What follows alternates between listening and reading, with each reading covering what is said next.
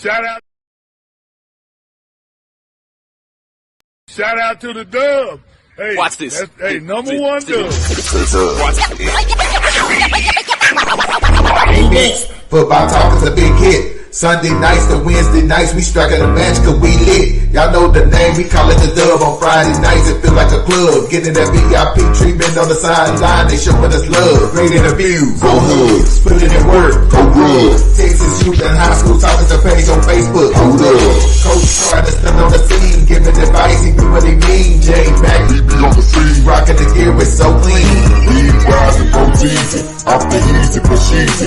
When my steppers are special guests, make it fixing so easy. Try to win, we so greedy. All my fans are so needy, cause they need to hear them talk about that club. We do it for the dub. We do it for the dub. We do it for the dub. We do it for the dub. That GF dub. We do it for the dub. We do it for the dub. We do it for the dub. That GF dub. Welcome to the Dub, number one high school podcast starring Pat O'Teasy, Jeremy McInnes, Coach Carr, and Brian Riser. Well, all right. What's happening? What's going on? Welcome to the number one talk show. Speak out. Speak out. Speak out. Speak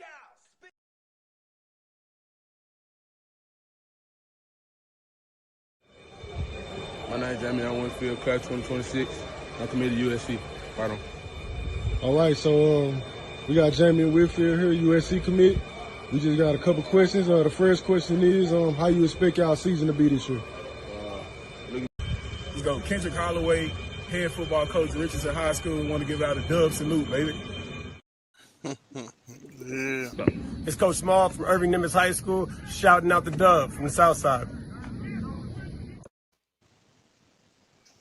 My guys, salute. What's going on, J-Mac? What's going on? Hey, man, we in this thing, man. We in this thing. You know what I'm saying? B-Rise, what's up, What up? What up?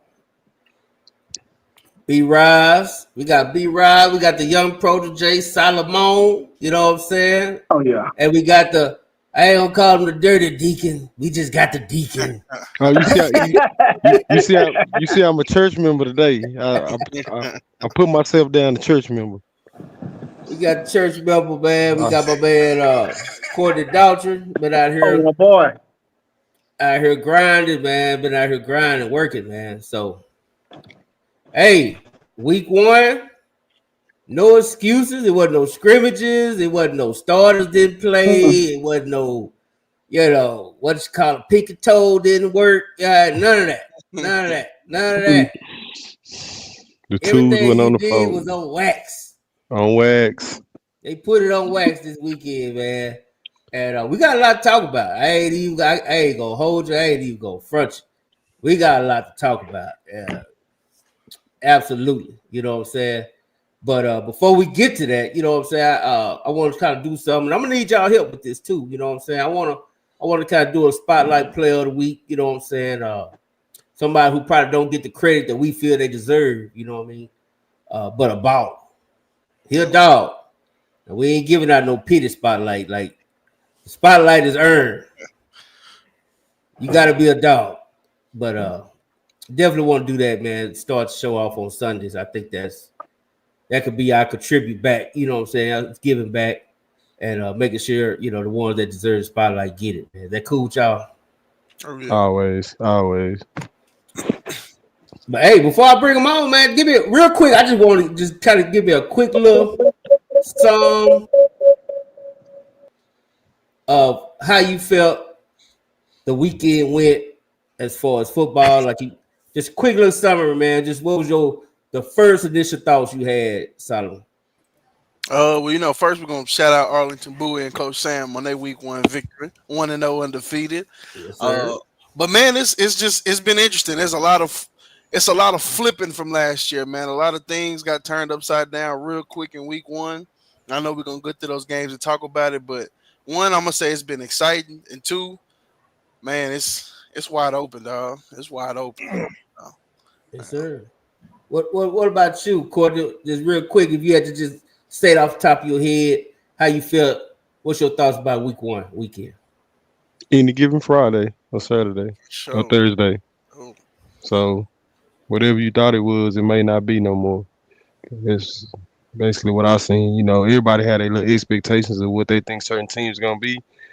But you know, it is what it is. You gotta go out there and play them games. Yes, sir. B Rise. Man, my first initial thought, J Mac, is we can't go off last year. New year, new team.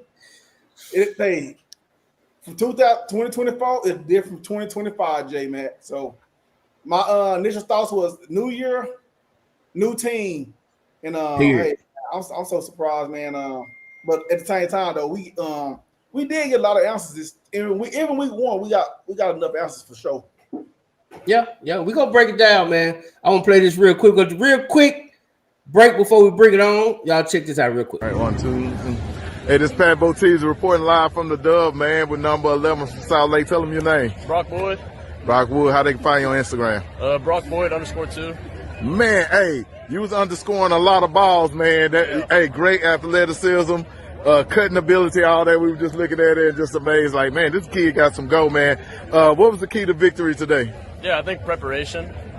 It's very hard to beat a team that you've already played. I think the guys, we kind of just put our heads down and we went to work, faced some adversity. We lost both our starting running backs. So it's just the next man up mentality. And I think we really showed that today.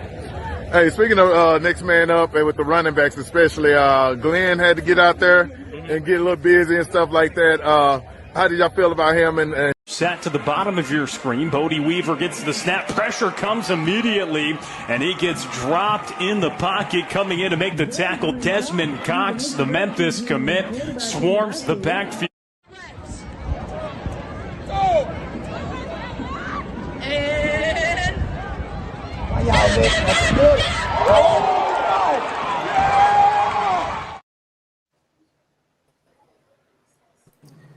Hey, man, y'all give it up, man, for the one and the only, the hard-hitting linebacker straight out of Red Oak, Texas. Yes, sir. Mr. Desmond Cox. Yes, sir. Yes, sir. How y'all doing? Hey, man, we happy to have you, man. Salute. Same here. Hey, Same here. Tell me, man, game one out the way, you know what I'm saying, we just start right there. How was the offseason, your summer? And just what was the mindset for you and your team, man, going into week one to a very good Colleyville Heritage team? Yes, sir. Off season, obviously, we had a lot of young players. We had a real senior-heavy team last year with the 2025s. Obviously, we had some star players that we had graduate early December. The off-season mindset, we had to amp it up from last year. We knew what we had last year. We didn't know what we had this year.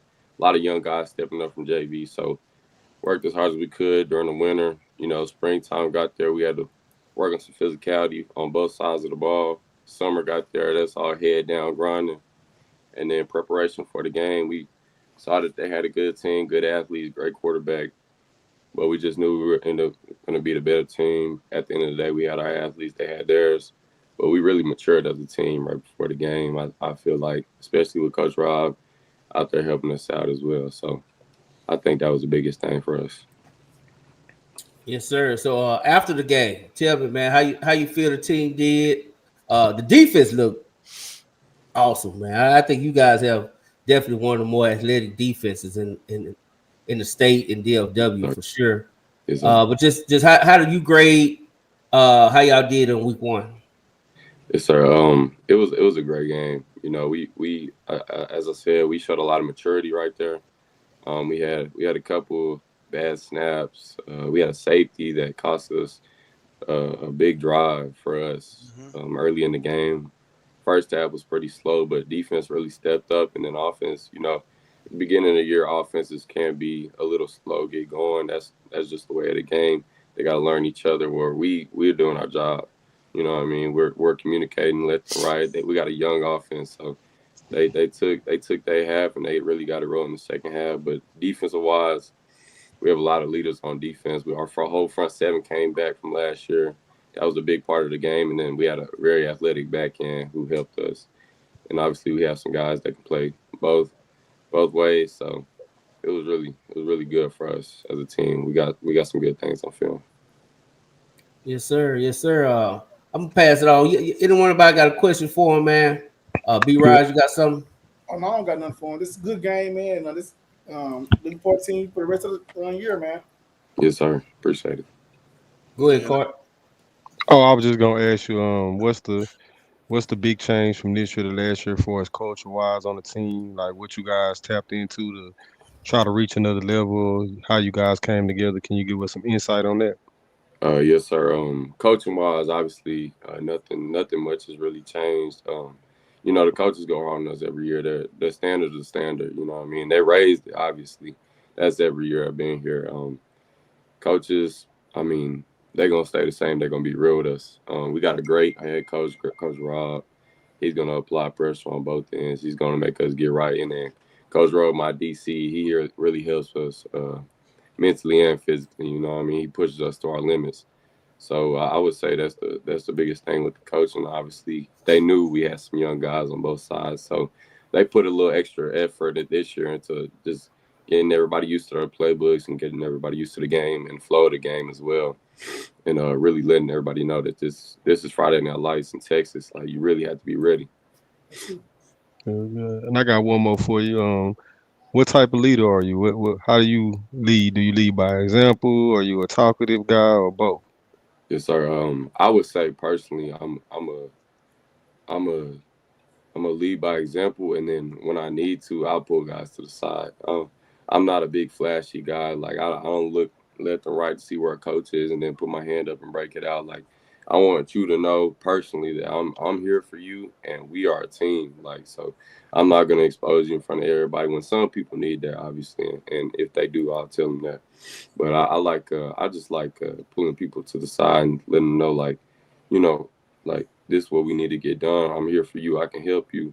Like I know the whole defense. I've been in this defense for 4 years, and on the offensive side of things, I know what it takes to be a great athlete. So as a leader, I just love doing my job first, and then letting them know second what they need to be doing to get better themselves.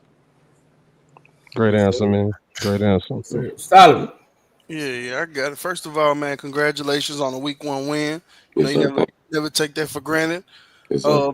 I was gonna say, ask you about your position, man. Linebackers kind of been changing over the last couple of years. You guys are more hybrid, between kind of like linebacker and be able to help with the secondary. But Yes, I mean, sir. I watch you play. I watch your game, man. You still bring it, like you still bring that old linebacker mentality. Yes, sir. Anybody that you like specifically, old school, new school, that you kind of model your game after? Yes, sir. Well, I have a couple people. A couple of those people would be safeties, but they're bigger safeties. Brian Dawkins, and Cam Chancellor for sure. Yeah, okay. They're my dogs, and then I got a little curveball, Ryan Shazier. Okay, I like that. I like that. Healthy. I love watching Ryan Shazier. He was ball. real. Yeah. Yes, sir. But I genuinely I mark my game at the safeties. I just love the way they fly around the ball. New age linebackers, Fred Warners and stuff like that. But I can watch them on any Sunday. So when I'm watching, YouTube and stuff like that, I'll watch some Brian Dawkins, some Cam Chancellor. I love the way they come downhill and work sideline to sideline, obviously. Okay, that's what's up. And then I got one more for them. Like we talked about a little earlier, man. Last year, I was at that game. Y'all had a heartbreaker at the end. You lost by a field goal last minute. Yes, sir. And then I know you said y'all's front seven return from last year. Did this game going into it, was it any type of, not necessarily, personal feelings towards it, but I mean, was it a statement game going into it? Y'all prepared to prove something? Yes, sir. 100%. First game of the season, obviously, that's always a statement game, and obviously we felt like we should have won last year. Last year we had 4 errors on special teams, which led to 4 different scores, which obviously hurts us as a team. And going into that, it really carried over into the second game, which it shouldn't have, but it really carried over. So we took that loss into 2, which really hurt us personally throughout the rest of the season. So I feel like this year we definitely had that in the back of our mind, obviously, and we talked about it for sure. We talked about it going into this game, and a little bit of that physicality came from that as well. So That's I feel what's like up. most definitely. What y'all just did with that quarterback that y'all played against, man, very impressive. That's no slouch that y'all just played against. Yes, And y'all sir. y'all shut Yes, it sir. down, so man. Just good work this week, man. Good work. Yes, sir. I appreciate it. He's definitely a good quarterback for sure. Oh Yeah, and like I said, that the defense at Red Oak is going to be something to people going to have to deal with this year. Yes, sir. But like you say, that wasn't only just a good quarterback. That running back is pretty good too. Yes, That sir. running back, Wiley is very elusive, very fast, and very versatile. So, I mean, all around, I think it was just a great effort on defense. Like you said, a young offense. I understand week one, you just got to keep chopping wood and keep Yes, grinding with. But tell me this: which one do you see yourself at? Do you see yourself on the next level as a safety or a linebacker? I could definitely see myself at either or, but obviously the way the game's changed, I could see myself as like a hybrid, a linebacker, main position. Memphis originally recruited me as a outside linebacker / hybrid, so I feel like that's the best place for me as of now. And obviously seeing the frame of my dad, which you know already, Yeah. he is linebacker frame, so I would assume I would grow into that as well once I get a little heavier. So Yeah, you definitely gonna be 240. yeah. College way is different. Yeah. Yes, sir. Yeah. So yeah. So tell me, you spoke about Memphis. You committed to Memphis. Yes, What sir. was it about Memphis? Because you obviously had other offers on the table. But what Yes, is sir. it about Memphis that made you say, you know what, this is where I want to go? Just the family environment. The DC, especially, just Coach Hankins. He just accepted me and my family in immediately, and obviously that's a big thing for me. I'm not much too worried about myself when it comes to that, because Coach can say they care about you until you next to your family. Absolutely. So when I'm on the visit and I'm walking with other teammates of Memphis, and he's over there with my family taking them to rides, like that's when I was like, you know what I mean, like I'm real. He's real about this. And then obviously he's a funny guy. When you can be funny around me and loose around me, like it's a pretty good feeling. So and then obviously from a football standpoint, probably the top G5 team in the nation right now. They were ranked last year. Real physical on defense. Led the, I think, second or first in the NCAA with turnovers last year. So that was a big thing for me. I'm a turnover guy myself. I love to turn the ball over. So when I saw that, it was go time. Yeah, absolutely, man. That's what I'm talking about. You definitely fit into that high flying speed type of defense, man. Yeah. So just tell me, man, what are your expectations, man? You know, you got that week one dub. Who y'all got this week? Is it Seguin?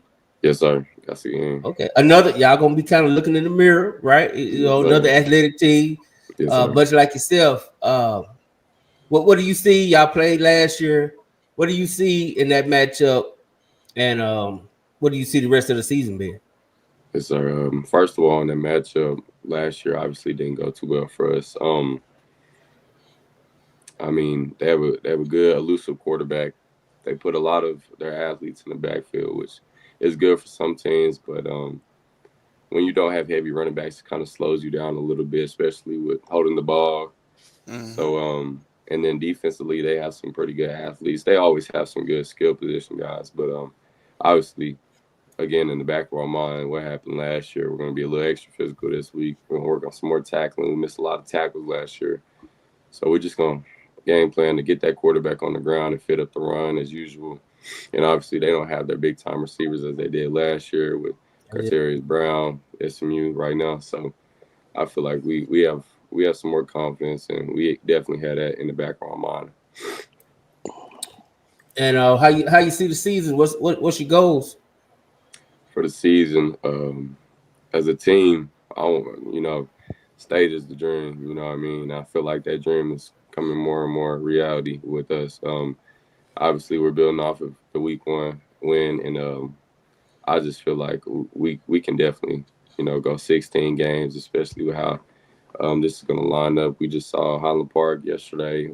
No, not yesterday. The day before. We saw their game win, and it gave us a little confidence. You know, that's a district game, and they made it to state last year, so we're definitely going to be thinking about that, but we're taking it 1 week at a time. Playoffs, you know, we're not new to it. So I feel like once we get to that environment, we should feel pretty comfortable. I really think we can take this team further than it has before.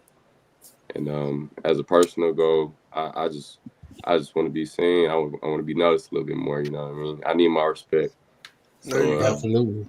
Being second in the district for defense MVP, you know, it kind of you know, rubbed me the wrong way last year. So now I'm going for first in the state. I want to be known. You know what I mean? So I just feel like that's a big time goal. I want to lead the state as a defense and turnovers, tackles, all that stuff. So I just feel like that's pretty close. Hey man, you right there. I can tell you that. You right there, man. And that's why we had you on, because you deserve it. You deserve it. Like I tell you guys, I don't mind showing love and giving, you know, put the spotlight on these guys, but I want to make sure he a dog, and I want to make sure that he really deserves it, and you definitely do. Not only you though, man. Let's show some love before you get out of here. I want you to shout out some of your teammates. I mean, obviously we know who the big time wide receiver committed to Notre Dame. Number 6 played well too. The other linebacker. Yeah, I like the linebacker. I like number 9. I like number 1. I like the quarterback. The quarterback is another great cat, man. That cat right there is great. You know, but I'll let you tell us. You know, I could go on and on, but I'm gonna let you tell us. Yes, sir. Last one you said right there, obviously the quarterback. You know, y'all probably gonna have him another one of these weeks. He's a dog. You know, committed to Weber State, but I personally think he's a P4 type of quarterback. He is elusive. He can spread the offense out, and with him having a young offense, he definitely applied some pressure the other day. Other linebackers with my boy Bam Gordon and my other boy King. Bam, you know, he's an overlooked backer as well. A couple D1 offers. He makes big time tackles, man. He's real physical at the point of attack. And my boy King, first year starting on varsity, he's filling a pretty big role with Bam starting at Mike last year. So he's doing his job as well. And then we got some young cats at receiver that are pretty nice. Got an O-lineman, Romeo Jackson. He's pretty good. Overlooked as well. Got a 6'7" lineman, Clayton Duckworth, a center Bus. They all pretty good as leading as well. So that'll be pretty good for us. And then on the back end, we got the big time Dylan McGee's 4-star right now. And then my boy J10 with our high-flying safeties, Javante Motley and Rashad. So I think we got a pretty good team. I can shout out everybody. I feel pretty good about this team. Feel pretty good about this team, but those are the big names for now. Hey man, I agree. I definitely agree, man. And we wish you good luck, great health. We need you to stay healthy. We need the whole team to stay healthy. Tell Coach Roberson salute, Coach Tron salute. Yes, you got some good coaches over there. I was checking them out, man. They over there teaching and motivating. You know, I love everything I saw when I was there. I'm not even gonna joke, man. I think the team, the coaches, you know, I think everything is working, man. It's just a matter of time. You know what I'm saying? You keep knocking on that door, it's gonna open. You know what I'm saying? You just got to keep beating on it. That's all. Yes, sir. Yes, sir. And I'll say before you go, Jim, I'll say 2 things. One, I don't apologize for things I say, but I do admit when I'm wrong. And I was one person that criticized y'all out, saying y'all had a lot of talent and it just seemed underwhelming last year. The way y'all came out, man, it looks like it's coming together. So I'm definitely keep an eye on y'all this season. And the last thing, man, the O-line need to be doing pass pro all week this week. But other than that, man, y'all did great, and y'all getting y'all's name back out there, man. So salute to you and that team. Yes, sir. I appreciate that. He's the Argyle guy too, so y'all got to go and put Forney on the game for that. Hey man, hey man. Anybody else got something for my guy? Man, just keep working, stay focused. Man, yes, sir. I mean, whatever y'all team, whatever y'all goal is, man, if y'all stay locked in on it, you got 16 weeks, 17 weeks to focus on it. You know what I'm saying? Then it's on to the next chapter. So just lock in, my boy. Yes, sir. I appreciate that. Yeah, I think B-Rob. Oh, no, I'm good, man. B. Rod is ready to talk about the other teams that don't got And I say enjoy your senior year, man. Every time I get to talk to the senior, man, I always say enjoy it because you hear it all, but you don't know till you get older. Ain't nothing like this right here, man. Enjoy it. We just playing our last game, and now I'm 40. So there you go. Yeah, exactly. No, for real. You gonna be in the garage. Your pop's gonna be 60, still lifting 1,000 pounds. You gonna be right in there with him. You know what I'm saying? Telling you about the time you missed the tackle and he was mad, but you had 20 tackles that game, but the one you missed. No, for real. Hey man, good luck, man. I appreciate you for stopping by, man. And we definitely see you. One more thing. Next time you get one of them big licks, man, I just need you to give me a dub salute. You see the camera? I got you. Bam. You know what I'm saying? That's all. I appreciate you, man. Good. Hey man, y'all give it up for my guy, Desmond Cox. Yeah, man. Good luck. Salute, man. Appreciate y'all. Thank you. Yes, sir. Oh man, here we go. Oh man, that's a dog. I'm telling you, that's a dog. I'm gonna play them licks one more time. Set to the bottom of your screen. Bodie Weaver gets the snap. Pressure comes immediately, and he gets dropped in the pocket. Coming in to make the tackle, Desmond Cox, the Memphis commit, swarms the backfield.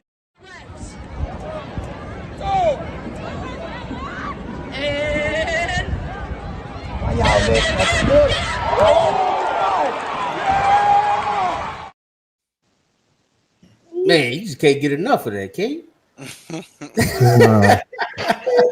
High flying X. Hey man, that's that good stuff. You know what I'm saying? That's that good stuff. But hey, that's the first game out the way, man. I summed that up real quick, but we got a lot of other stuff to talk about. So I think the Red Oak Collegeville Heritage game was pretty good. I do think both offenses had got to work through some things. It's week one. Obviously, both defenses. I do like Collegeville Heritage's defensive line. I will say that. It wasn't bad. Any week 0 though? Wasn't this past week 0? I don't know what they call it. I call it week 1. It counts. That's college. Yeah, it's game time. I was just asking. Hey, I mean, if that's what it is, then I'll stand corrected. Before as I'm concerned, it's week 1. You know what I'm saying? Week 0, I don't know where they get. It didn't count B Rosa. It didn't count B Rosa. No, we passed some scrimmages. My threes had to play because coach got to listen. No, man, we passed that, dog. But yeah, man, I thought it was a good game, man. Collegeville Heritage, I think they're gonna be in contention. I tell you what, man, Red Oak got some athletes. If they stay healthy, they do have to get better. I think the run game can definitely use some improvement. You know, they got to get that going. Yeah, they got to do a better job. Luckily, he's just super athletic. You know, and he's smart. He was making it work, but he was running his life, man. Yeah, but he's that's just a testament to how good he is because we seen other quarterbacks get under that kind of pressure. What happened? Mm-hmm. Like we've seen that. We seen that this weekend. Yeah, you're right. So you know he's able to handle that pressure and still be able to connect and get the ball to them athletes because he definitely got some athletes on the outside. So I was very impressed. I think Collegeville Heritage will be okay. They're gonna compete just like everybody else. Yeah, right. And quarterbacks in that district be ready to move around because that D line, man, that D line's coming. That D line is coming. Yeah, big boys up there. Hey man, we're gonna start off with Thursday games. You know what I'm saying?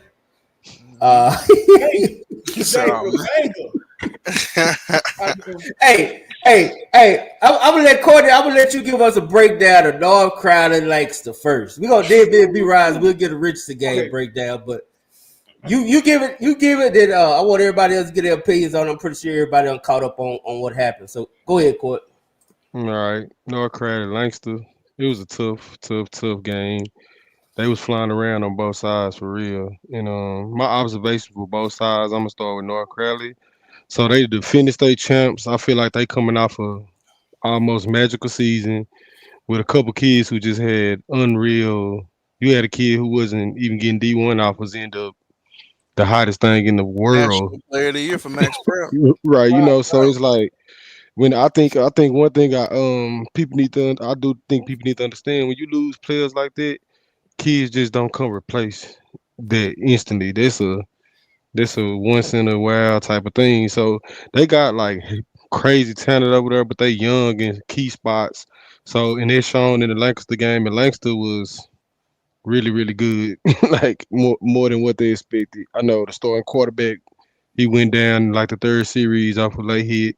I mean, I think it was some questionable calls in that game that could have made that game even tougher than it already was, like the offensive PI and all that. But I'm gonna look at it the same way every time. It was other things that could be done to won the game on Lancaster end. But I know people like to harp on Coach Paul and them, and I don't think it was a coaching thing. I think their game plan was solid. I think everything they came there to do was solid, and then they just blew coverages. They blew coverage twice and pretty much lost the game that way. Just blown coverages, wide open people probably shouldn't have been wide open, and that's probably just player miscommunication. But all in all, I think both teams gonna be good. But after that game, it did set me straight that we don't know who winning 6A D1 for state because everybody got certain areas on their team that they're not like experienced that. Like it's like you got freshmen on the line, you got freshmen playing here. Like it's cool in the narrative. I know what they're doing and they developing, bringing those kids along. But in 6A D1 ball, it just take you to play one of those older teams who know how to, what I'm saying, handle varsity football, and it can, it can go the other way. But I think both teams are like extremely good. I think Lancaster may be competing for one in a district. They fighting for the top spot. Y'all had them at 4. They fighting for the top spot. It was proven. Like, so this season gonna be crazy. Like North Crowley, they gonna do what they do over there, and like even with I want to talk about the quarterback too, because I know everybody's talking about the quarterback, but I'm like, what y'all expect for him to do after following a generational type of kid? Like, yeah, he's a decent player. He got nice legs. He can throw, but he coming from a different place with great athletic kids. So he's trying to catch up with the Texas speed. So I think they're gonna be all right because they stiff enough to on defense to play with anybody. But I think everybody in that 6A D1 area this year is not clear cut. Like it's not just like, oh, we're gonna just blow through everybody because it's questions on there's some everybody could like it's everybody got some on their team that can be exploited just off of like not having varsity experience. But other than that, I mean, Coach Gates, like he said, the win was ugly, but they got it. So I mean, I know everybody want them to win by 4. That foul, as Jay Mack could say, but this year you're not gonna catch a lot of them from them teams because they bringing on new quarterbacks and new kids to varsity. So, and like I say, Lancaster dangerous, man. Like they dangerous. Like they starting running back Isaiah Lee, who usually like go crazy. He was kind of hurt. I mean, they was coming off of a tragedy at their school. They didn't really practice and they didn't have a scrimmage. So just put that in perspective. They didn't have any preparation besides maybe a day before the game. That Wednesday really to just get together and try to put everything together. So I mean, I'm gonna give them boys their credit because they stepped in that smoke, and then we don't ain't no moral victories. Like that's what we were saying on that sideline. I heard them saying on that sideline, them boys had a real chance to win that game, and they just got to finish. And everybody had a case of the cramps. Everybody. Yeah. I mean, it was cramp. We went cramp crazy. Hey, hydration starts at home. I'm not trying to hear about this cramp stuff. Right. I'm not trying to hear nothing about no cramp stuff. If you cramping up, hydration starts at home. Put down the juicy fruit and the sweet juice and the jungle juice and the Takis and put all that up and get you some water, eat you some bananas and some fruit, and show up and be ready to play. You know what I'm saying? Hydration starts at home, so cramps has never been a excuse for me. Right, so there wasn't even an excuse. There was the observation of the game. They were just falling out like flies. Yeah, but I just had to give them. I had to give them a little criticism. I'm tired of seeing it, man. It's like we had be Ryan saw it in the Richardson game. Mm-hmm. Oh yeah, we watching in the Richardson game, but it's just no excuse. But let me ask you, Zach, you right. But let me ask that, Courtney. Like I said, me and Jay, we were watching. We were going back and forth watching both games. Mm-hmm. Leicester played a really light. You take away those 2 blown coverages and that bad call, man. That's really a 17-point game easily. Right. I mean, just from watching the game, even North Crowley won. Congrats, but man, I'm just going. I think Lancaster is the better. I think Lancaster is a better team than North Crowley. Just from that game, they lost. Yeah, I mean, I'm not. Yeah, I'm saying. I'm Well, saying. Talk your talk. I think Lancaster is the better team. I think Lancaster. If that game was played differently, I think Lancaster. If they play 6 times, I think Lancaster win 4 out of 2. If both teams are fully, no, I mean that's just what I think. But like I said, kudos to North Crowley for winning. I think Big 6A is definitely open. It's open. I mean, it's wide open. I mean, we can get a team from north, south, east, or west. We don't. It's wide open, man. But as far as North Crowley, man, they look good, man. But I was thinking, like, man, the defense, man. But even I seen some holes on the defense as well, man. That secondary was looking a little shaky as well. But as far as the offense, man, those receivers are lights out for North Crowley, man. Man, Mays kid, man, that kid is come from 3A to 6A. That kid didn't miss a beat, Jay. That kid didn't miss a beat, man. Like I said, no, man, no. Like I said, North Crowley got, man, like for skill players, man, they got some receivers, man, who can go toe to toe with the best of them, man. I love the tight end. He really probably one of the key players on the offense once they get him going because he a big old target. And I'm gonna say, like, when it comes to, like, the game was like a chess game too. B-Rise, like, if we go good on good the whole game, then you right. Like, there's 17 points. I agree with that if good was on good all game, but it was a lot of other, like, even North Crowder, they lost. I think one day starting backer that was flying around everywhere. I think he dislocated his shoulder or something in the first part of the game. So it was just a lot of that. So I say off of who, because North Crowley mixed some big plays too. So off of who made adjustments, they just got at the end of the game, they just got the better of it because those mistakes cost Lancaster. Like you say, Lancaster they threatening to win that district this year. I don't care what nobody say. Duncanville, DeSoto, Cedar Hill, Washington. Hey, man, you ain't getting no arguments over here, brother. I don't care what they arguing about this year. Everybody shaky at a position. Everybody missing alignment here. Everybody, like, it's gonna be a real live war in that district this year. Yes, sir. I do want to Solomon. What? Excuse me, B-Rod. I know you're gonna jump back in. Solomon, what you think of it? Then we see Pastor has entered the building. New Pastor. You know what it is? Hey, man, we can't wait because we might get some apologies from Pastor. Because Pastor was wrong on the way he talked about Prosper. But we'll get to it though. We'll get to it. For sure. But nah, I'll go. I won't be too long. I know Saturday morning or Friday morning when Lancaster went over that film, first thing they went over is you can't take a sack at the end of the game with no timeouts. They gave up 2 sacks back to back. You don't do that, man. That's I think penalties and game management have to improve this week for Lancaster. Moving forward, they got a leader, I believe, this week. So I mean, they're gonna play a team that's looks a little more sound than North Crowley did. But I will say I want them to schedule this game every year because for some reason, man, this game is just it's a great battle. It's a great game to watch. And I agree with B-Rise. I think 3/4 of the game Lancaster was the best team. I think North Crowley finished well. Man, their defense and their running back situation, I think, is looking good. Now, Courtney, you're right. That secondary, it looked kind of how it did against Allen. Them receivers were getting open and making plays. I think that's got to be improved. But, I mean, that defense held Lancaster to 108 total rushing yards. And that's a running team that just lost its quarterback and best receiver. That's a running team, and they did good there. Like I said, penalties, Lancaster beat themselves, man. That was their game to win. Now, I'm going to be the little stickler in the group.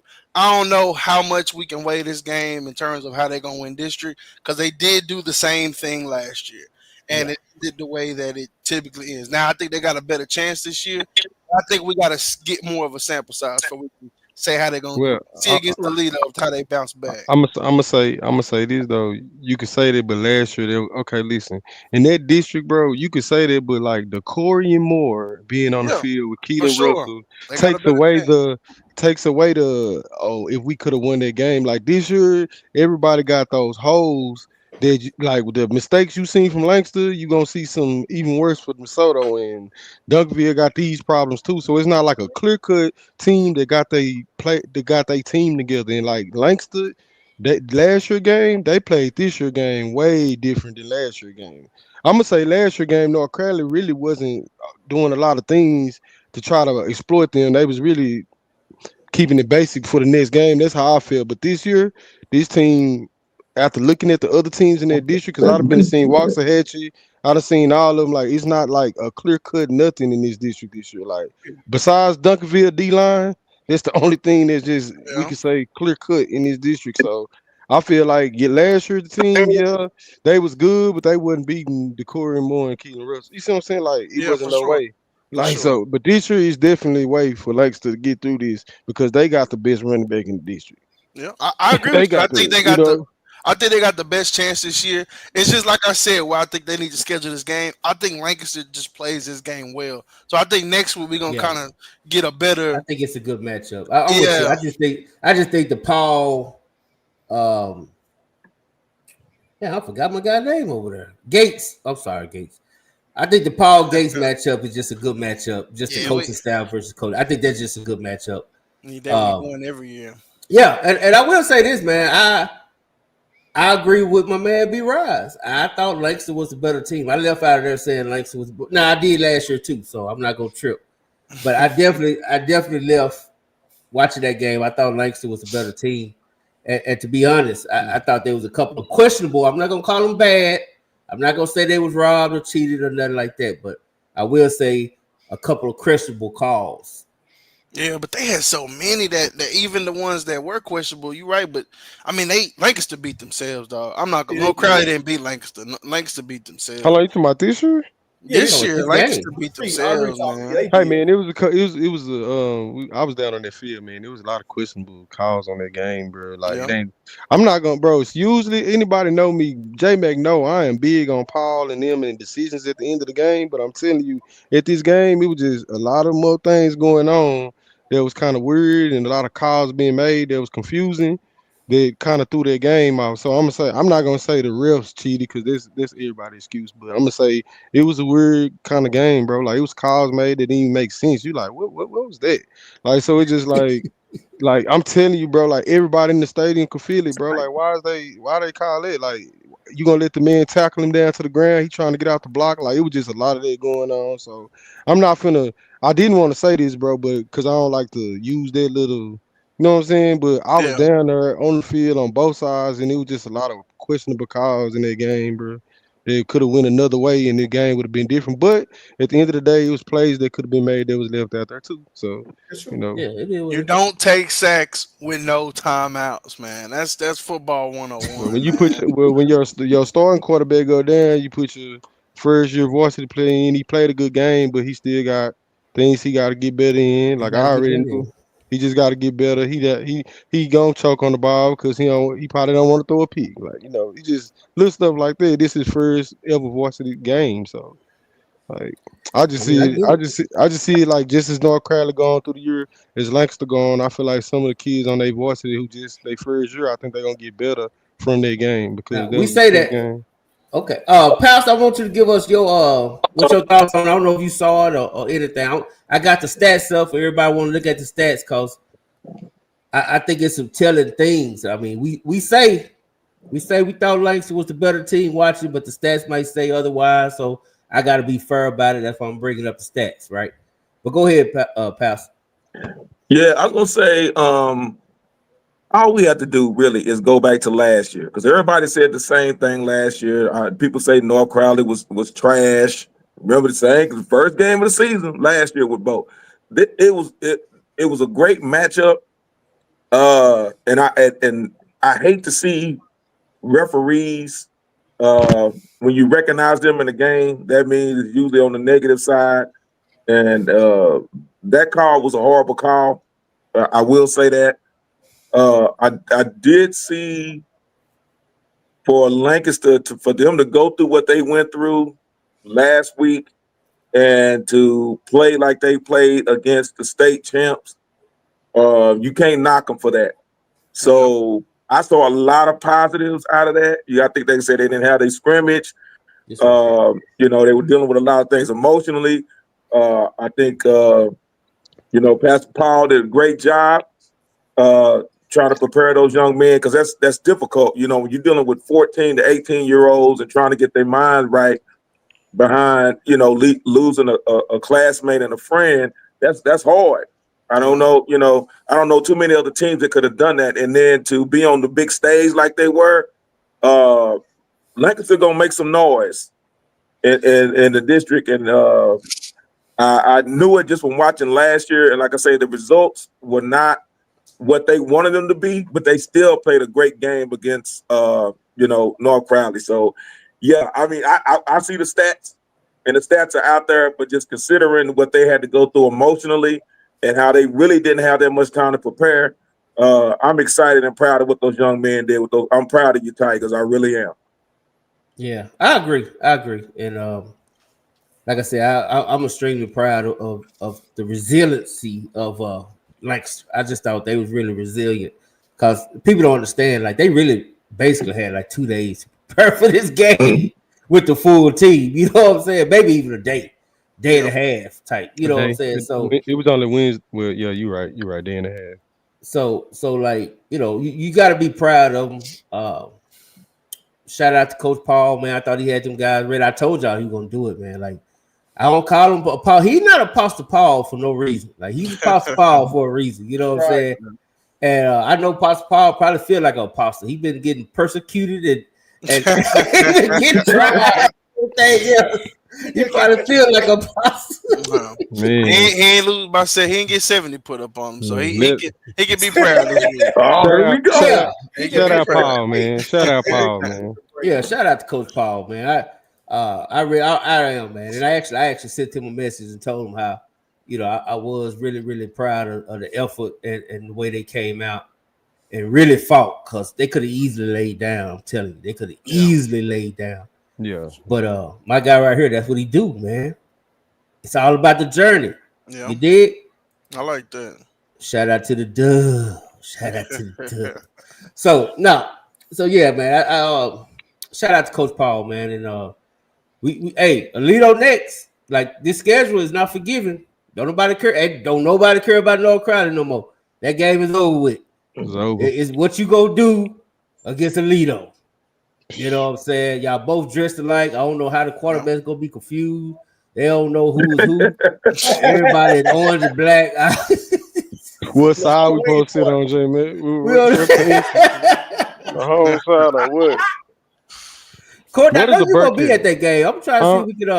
I'm trying to see how we'll talk about it. See how we gonna split it up. Cause if you're gonna be at that game, we're gonna try to get. We'll see if Lacey will bless us with a media pass. So you can get down there and do the team right, do them right. I like that. What's going on with your lighting, Pastor? I'll be honest. You kind of creeping me out in the shadows, man. Yeah, man. I'm trying to get this right. I know what you did last summer. My desk light keeps shorting out on me. I don't know why. It's charged. That should be better. Hold on, that's out again. You got look, Pastor. I'm gonna tell you what the problem. You got a light behind you. You got to put it in front of you. That's the problem. That light behind. Yeah, I got a light in front of me, but the light. I don't know. That's my desk light. But every time I come on, it don't want to act right. Is that the light of God behind you? I think it's the ghost of Matt Diggs' pass. Diggle-Smack's pass is trying to they got into my light. So what I'm gonna do is I'm gonna go downstairs. So I'll be right back. I'm still be on, but I'm gonna go downstairs. I have better light down there. Okay, I'll take you out. Hey, Jay McDaniel missed a chance to argue, dude. No, he gonna bring it every chance he can throw a shot. Yeah. He did be on his podcast, like just throwing shots. I caught him on Twitter. I caught him on Twitter arguing J Mac. I was crying laughing. I said, "Boy, they don't give it up, dude." No, they are an odd couple for real. This Tupac and Biggie right now. Hey man, that's George Jefferson and Archie Bunker right now, for real. They really are, man. But hey, let's talk about this next game, man. Me and D Ryan, we was at the Richardson Garden Lakeview game, man, and I thought it was a great game. Like I said, the D tackle, he's easily the best in the state. There is no better D tackle out there than him. Like, he totally changes the game, man. Like, this dude right here, I ain't gonna lie. Big man, dog. Never seen nothing like it. I'm telling you, dog. You gotta go. If you go, you just gotta go watch Richardson just for him. Like That's he's what I the did. legend bay. He's the legend bay of defense. Like for real. Facts. Coordinator, you gotta see this kid play. You got Who me? Who me? Have you seen him play this year? I seen him play. I seen him play. I seen him last year. I seen him at practice the other day. I never seen him like this. Man, me and Jay Dad literally seen this kid. He controlled the offense. He controlled Richardson offense as well. Yeah. I never seen him like this. I never seen him like this. Yeah, once he get going upfield and he, like I told J Mac, if he ain't huffing and puffing and need some water, you in trouble. If he playing don't need no water, you in trouble. He was Richardson's defensive player of the week and special teams because he blocked the field goal. He blocked the extra point. The one to win the game, huh? Yeah. He cold, bro. I'll say this real quick because I ain't watched the whole game, so I'll let y'all go. But I did watch some just to see him play. Man, he reminds me of, I don't know if y'all remember this kid named Marvin Wilson out of Houston back in 2017 with the play at Florida State. Just big man child. It's like they couldn't do nothing with him, dog. I mean, that dude right there is everything and then some. So I was very impressed to watch him. That was my first time seeing him play. He remind me of DeMarcus Granger from Kimball. Yeah. That's who he remind me of. His explosiveness and his size. That's who he remind me of. Disruptive, man. I mean, every time Lakeview got as soon as the quarterback snap, he right there with them. They hand it where they pull it. He right there to influence every offensive decision they could do. So that was fun to watch. Man. Yeah, Solomon. That running back, man, he took a beating. He did, dog. He took one for the team. He literally took one for the team, for real. he literally took one for the team because that quarterback, he kept pulling the ball and the D tackle. What's his name? I was slipping my mind. What's his name? I think Jamie Whitfield. Whitfield would literally clean his running back clock every time. I'm talking about. He would just run him over like just. No, it was crazy, dog. It was crazy. But on a serious note, I do think Richardson got to do a little better on offense. I did like the running back. The running back had a good game. I think he had over 100 yards. Hey, I'm gonna be honest, man. You know, the wide receivers had the dropsies. I mean, that game should have been easily, 21-7. My boy Crow had a bad game. Yeah. Who? Crow. Yeah. He dropped the touchdown for sure. He'll get it back. He'll get it back because he's dynamic. You know what I'm saying? He's dynamic playmaker. But I think it's just first game. I'm gonna chalk that up as a week one type situation. You know what I'm saying? That week one was just kind of nerves type deal. Right. Hey man, hold on, man. I gotta do a drum roll for this one. Y'all know I got these sound effects now. I'm out here. Drop them on J man. I gotta do this sound effect. We got a special guest up in here. You know what I'm saying? Hold on. There we go. Welcome, my brother. My boy. What's up, y'all? What's up? What's going on, man? What's up, man? Hope everybody having a good Sunday. Yes, sir. Man, my boy Matt. What up, Matt? What's up, B. Ross? What's up, man? How about them Lake Ridge Eagles? Oh, thanks. They going to state, baby. Hey, Lake right there. Lake Ridge for state. Playoffs 2025, fourth place. Here we come. Man. He did say it. Second. We second. We coming second. Yeah. Oh, shit. Crowley knows. I think it's we're gonna get there, but man. Second place open. Hey, B. Rod, you might have us at a playoff game this year, baby. Oh yeah. Now Mansfield beat Mesquite, right? Horn. They beat Horn. Okay. Horn. They played well, man. I'm gonna say that was a game at first. Run, man. Go back and forth, Jeff. Hey, I'm telling y'all, man. Vernon Hughes is a ball coaching dude, man. He's gonna have Horn. It's gonna be a year, but I felt like they overachieved Friday. I was very impressed with how they played. So credit to them. We know he's gonna throw it around. That's one thing we know. Yes, yes, he is. They are going to throw it a lot. Yeah. I think in the scrimmage they came out and they think they threw I think at the scrimmage they threw like 25 passes in a row. Pass, yeah. Hey man, that's what he do. But you know That's what? he do. Just wait till you get the quarterback that he really, hits the quarterback. Like, he just kind of. I think he got it coming too. But I'm telling you, wait till he get his guy. I am a big new horn guy. I love the new horn. I love the motto. I love what they're doing. I've talked to probably 6 parents who got kids on the team. They all love them. They all talk good about them. They all love the culture. So shout out to New Horn, man. They coming. Y'all don't bother me if they lose a game. I'm telling you, they coming. I ain't saying it. Don't be bothering me about this mess, but I'm just saying, You know how they go, J-Man. Other than Lake Ridge, Matt, what about Thursday games, man? Because we're going to get to all these games. But Thursday game, what stood out to you about Thursday game if you could go off the top of your head? I mean, obviously, I know y'all talked about, and I kind of got in the comments there, and definitely credit to Coach Paul and Lancaster for and I know they're not into moral victories or anything, but I thought dealing with what they dealt with, playing the opponent that they played, the quality of opponent that they played, not having a scrimmage. I really don't think they've practiced much in the past week and a half, since obviously the tragic circumstances. For their kids to come in, and then you got to think about, they dealt with the lightning delay too. So you have a lot of things that piled up on the road, a lot of things that piled up against them, and for them to still go out there and put on that kind of effort, I think really commends them. But I know, the key for them is going to be taking that effort and putting it into next week, because now that it didn't get any easier for them. Right. That Alito front seven is nasty. So they're gonna have their hands full this week with Alito. So I think we got to talk about Arlington Lamar. I've got some. It was one point, J Mac. Don't give up on him. Not again. Look here, man. Nobody roots for Coach Skinner and Arlington Lamar more than me, right? I'm just saying, y'all know this.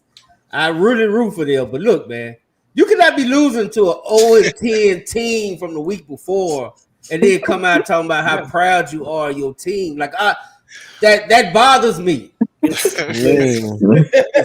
I'll say I think it's inexcusable. Like, you can't lose. Plano West the past 3 years has won 3 games: 2-8, 1-9, 0-10. My God! If you have aspiration, and listen, I know it's week 1, and I try not to overreact too much on week 1, because we just look at scores and we freak out because it's our only data point. But but I think there's certain things that you look at, you're like, okay, that's a red flag. To me, losing to Plano West is a red flag. I try to look at a game and say, okay, maybe this game didn't go well because this team had 5 snaps go over the quarterback's head, or they had 20 penalties. Those kind of things can get cleaned up, and those types of things. But to follow to Plano West, a program that's in disarray, is pretty concerning. I got J Mac and I, when I was driving to Austin Friday after leaving East Texas, we talked about it, and it's a concern. Like, there's no getting around it. Like, this ain't no. You shouldn't. If you're a playoff team, you shouldn't be losing to Lamar. I mean, I got a question.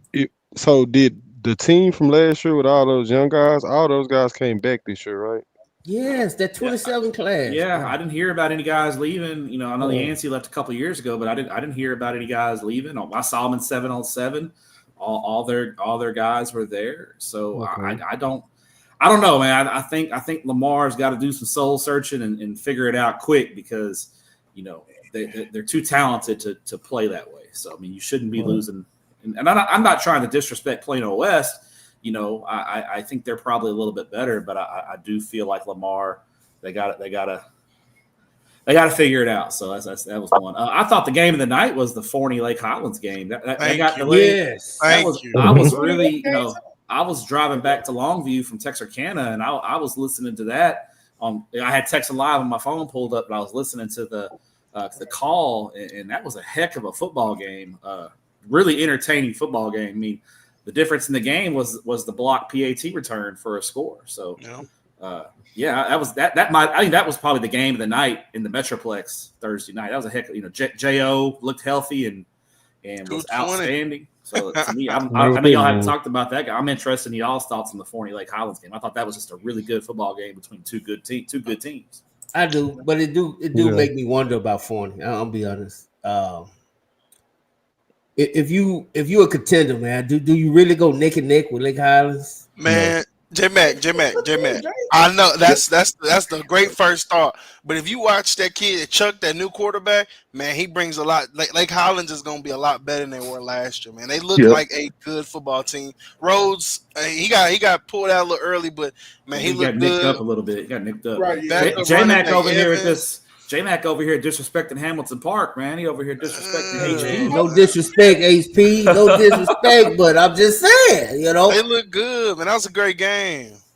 I'm just saying, man. I'm gonna say I know. I kind of like gotta know who he was throwing it, into that Forney secondary, and I'm with J-Mac. Like they gotta pay Rockwall Heath who can put up 60.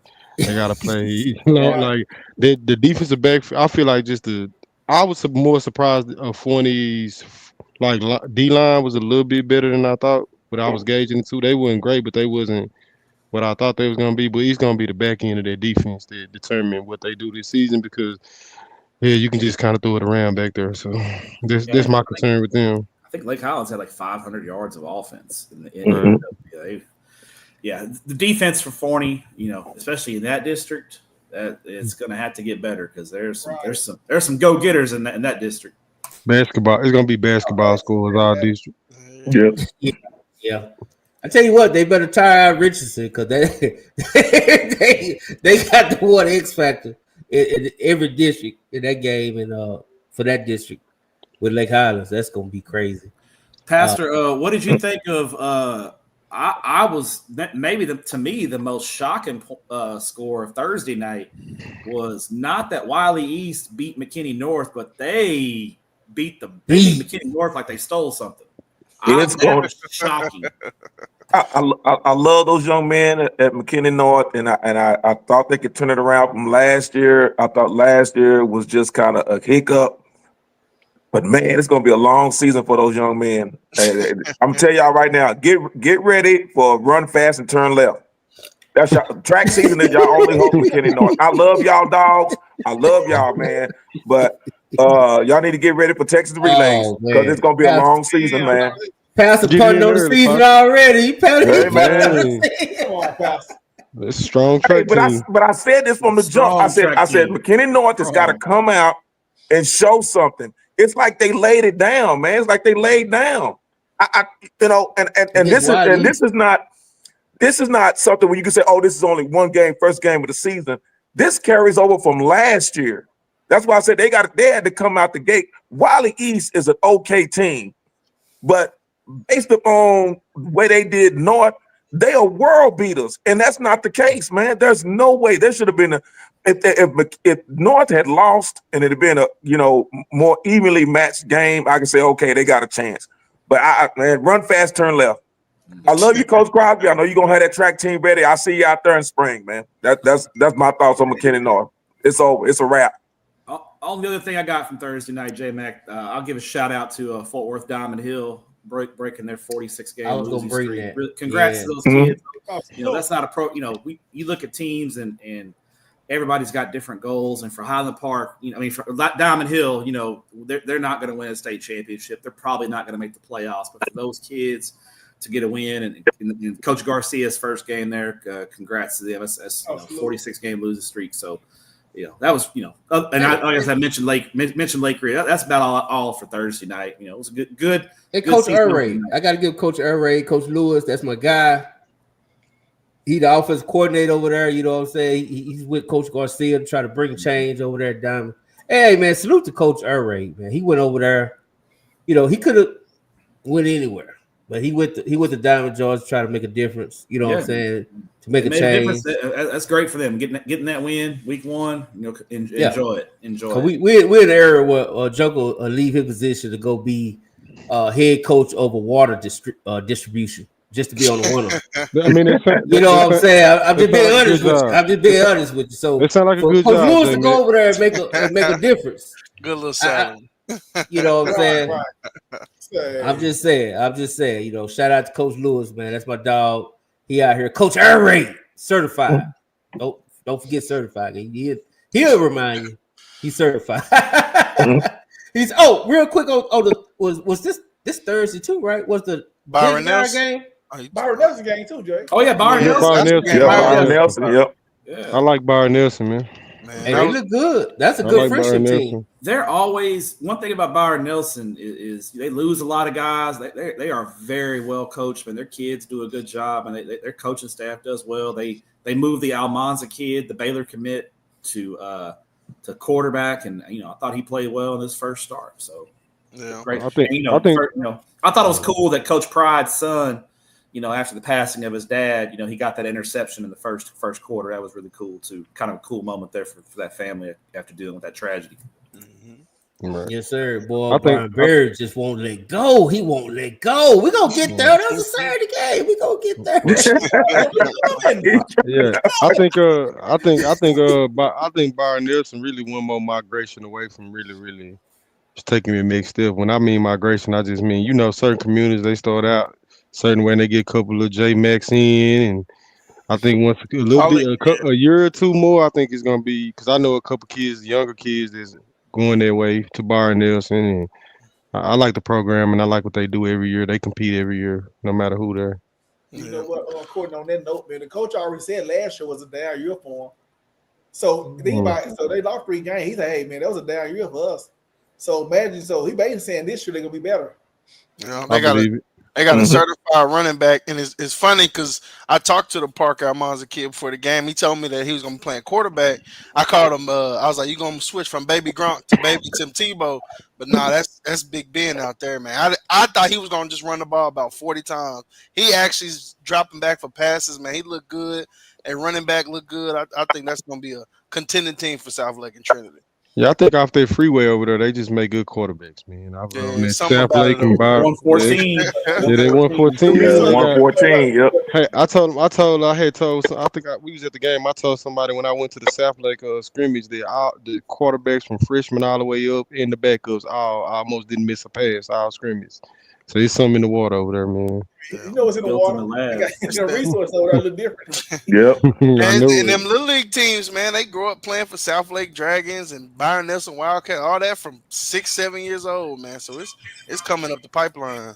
Byron Nelson needs what they need is they need one of those bigger Keller schools to make the playoffs so they can go to Division II because last year they got put in Division I. They had to play Crowley, and for a half they gave North Crowley a good fight for a half, and then then kind of the dam broke in the second half. But I think they need to the biggest thing for them is hoping one of those bigger Keller schools can make it so they can slide into that D2 bracket.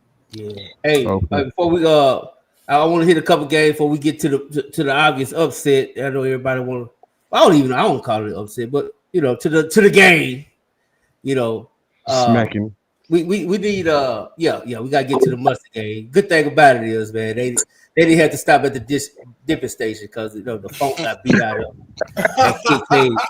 But I tell you what,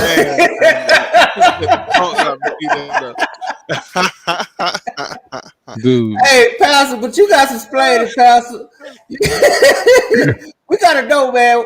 How the hell is Anna out here fighting tooth and nail with the Jesus School, giving up 407 yards? Can we really expect this to be a title contender team? The reason being is you got to think that Anna held Liberty Christian to its lowest total point score in almost 3 years. They averaged 54 points a game. So for them to hold them to 28 points is saying something. I knew it was going to be a dog fight. And I knew Baby Witten Cooper was going to just go off. I knew he was. So he was really a one-man band out there. Like I said, they had a nice running back. You got to think, when you have the pedigree of a Hall of Famer as the head coach, and then the running back, Buckhalter, His dad is a Super Bowl champion. So you're not playing against scrubs. You see what I'm saying? So I knew this was gonna be a dogfight, but I said this before and I say it again. And shout out to us, Coach Steele Willow. When we talk about, everybody leads our special teams, and I say the best kicker in the district is Dez, aka Lupe Fiasco, because it was his foot that won the game. So if you look at the game in its totality, I knew it was going to be close at halftime, even though Anna was up by two scores. I knew it was going to be close because when it comes to making those adjustments, Coach Witten is one of the best. And I will say this. CU had to play against 15 players on the field, including the Hall of Famer and Coach Witten. That dude was almost in the offensive backfield, man, making calls. Him and the young man that was holding up the sign, and another young man that was holding up the sign. And the refs never said anything about them being on the field. They were past the numbers. That's how far they were on the field, man. And they never called anything. So, but shout out to the defense stepping up. The defense is going to be much better. You got Jaden Parker in the middle, number 11. He is when I tell you he is a superb athlete. He was on kickoff return, plus of course playing linebacker. He played running back, man, and he was doing it all. So shout out to them with the 3 points. Go ahead, Steph. I'm sorry. I was gonna say Arizona Wildcat commit. He committed to Arizona. Yes, sir. Good player. Yes, sir. But the player of the game, and I'll say this. Shout out to Coach Parr and the coaching staff in crunch time. And I'm saying this for Panther Creek because I love you guys. This is what cost y'all last year. When it's crunch time, you put your best players on the field. And when it came down to that last drive, it'll just show up as a regular tackle. But he put Master Ace in there at corner, and he shut down Cooper Witten on that pass. He shut him down for 5 yards. He was killing us in the middle of the field. I call it the belly button of the defense. So that's got to be cleaned up. But he shut him down. That play right there is what won them the game. That young man is the player of not only Tex Homer, but when you check out what he did, he should be the player of the week in Dallas Morning News and Dave Campbell magazine. Because that young man had 9 catches for 92 yards. He had an interception, a block punt, and then he turned around and shut down Cooper Witten on that last drive when they were trying to go down and win the game. Shout out to Master Ace Traylor. Tell Coach Parr to nominate him for Player of the Week. I'll send him the link. I'll text him the link right now. Yes, sir. Do that because I'm telling you, he was it. But yeah, everybody was thinking like, oh, this is a Christian school. But you look how Liberty Christian had dominated not only the private schools but UIL schools. So they ran through some teams, man, and to average 54 points a game for the last 2.5 years, and for them to shut them down to 28 points, that's saying something. Okay, Pastor. Okay. Let me go with this one, James, man. I was gonna say this. Besides Pastor, and especially down south, don't nobody love Anna like me. So I'm gonna give him some tough love. For Argyle Liberty Christian, the team they had last year, state champion team, dominant team, they went out and got demolished by Texas High. And this year they stripped down nothing but the steering wheel and the frame. And Anna is bringing back a lot. I mean, to have 3 offensive linemen come back, to have all the D-line come back, I expected to see more from Anna. And I do hope it gets better throughout the season because I'm pushing for them to go far. But, Pastor, I think that game should not have been that close. Now, it's week 1. It's a lot of close games, a lot of upsets. And, yes, Liberty Christian's a great school. They got a great recent history. But that game should not have been that close, man. And I don't mind saying that because I love Anna to death, man. So I want to see more this year, especially with Walnut Grove out here beating people like the way they beating people in week 1. Yeah, no, not just Walnut Grove, like yeah. But be right. What you think of Anna, man?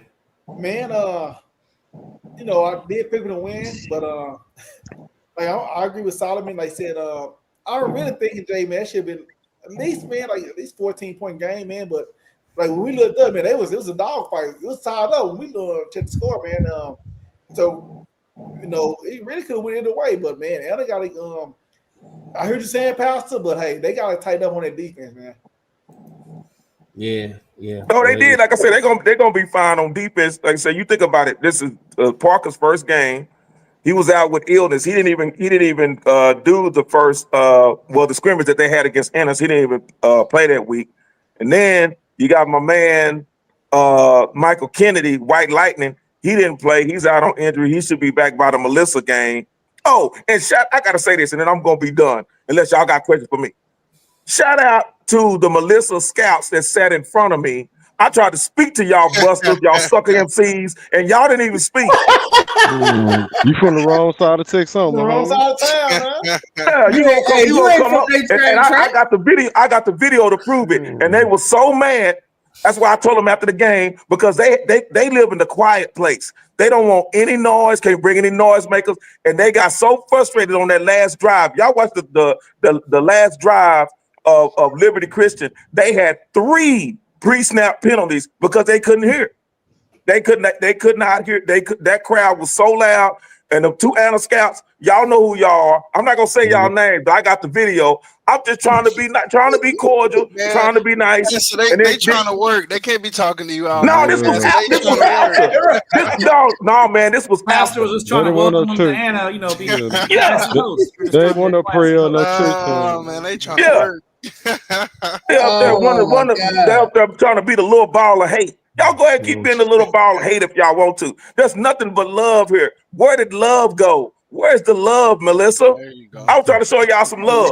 Y'all kick rocks, busters. We'll see y'all in a few weeks. It's a thin line, my boy. It's a thin line. Down and knock the love out of them. They ain't had no love to give. right. And they say Bosco, like, why would you bring a team from New Jersey? You could have took that whooping from Duncanville. Yeah. Right. That really confused me too when I seen it. You know, J-Mac, when I seen it, I was so confused. I was like, why would you bring somebody down here where you can go on down about 40 minutes down the highway and get what you're looking for?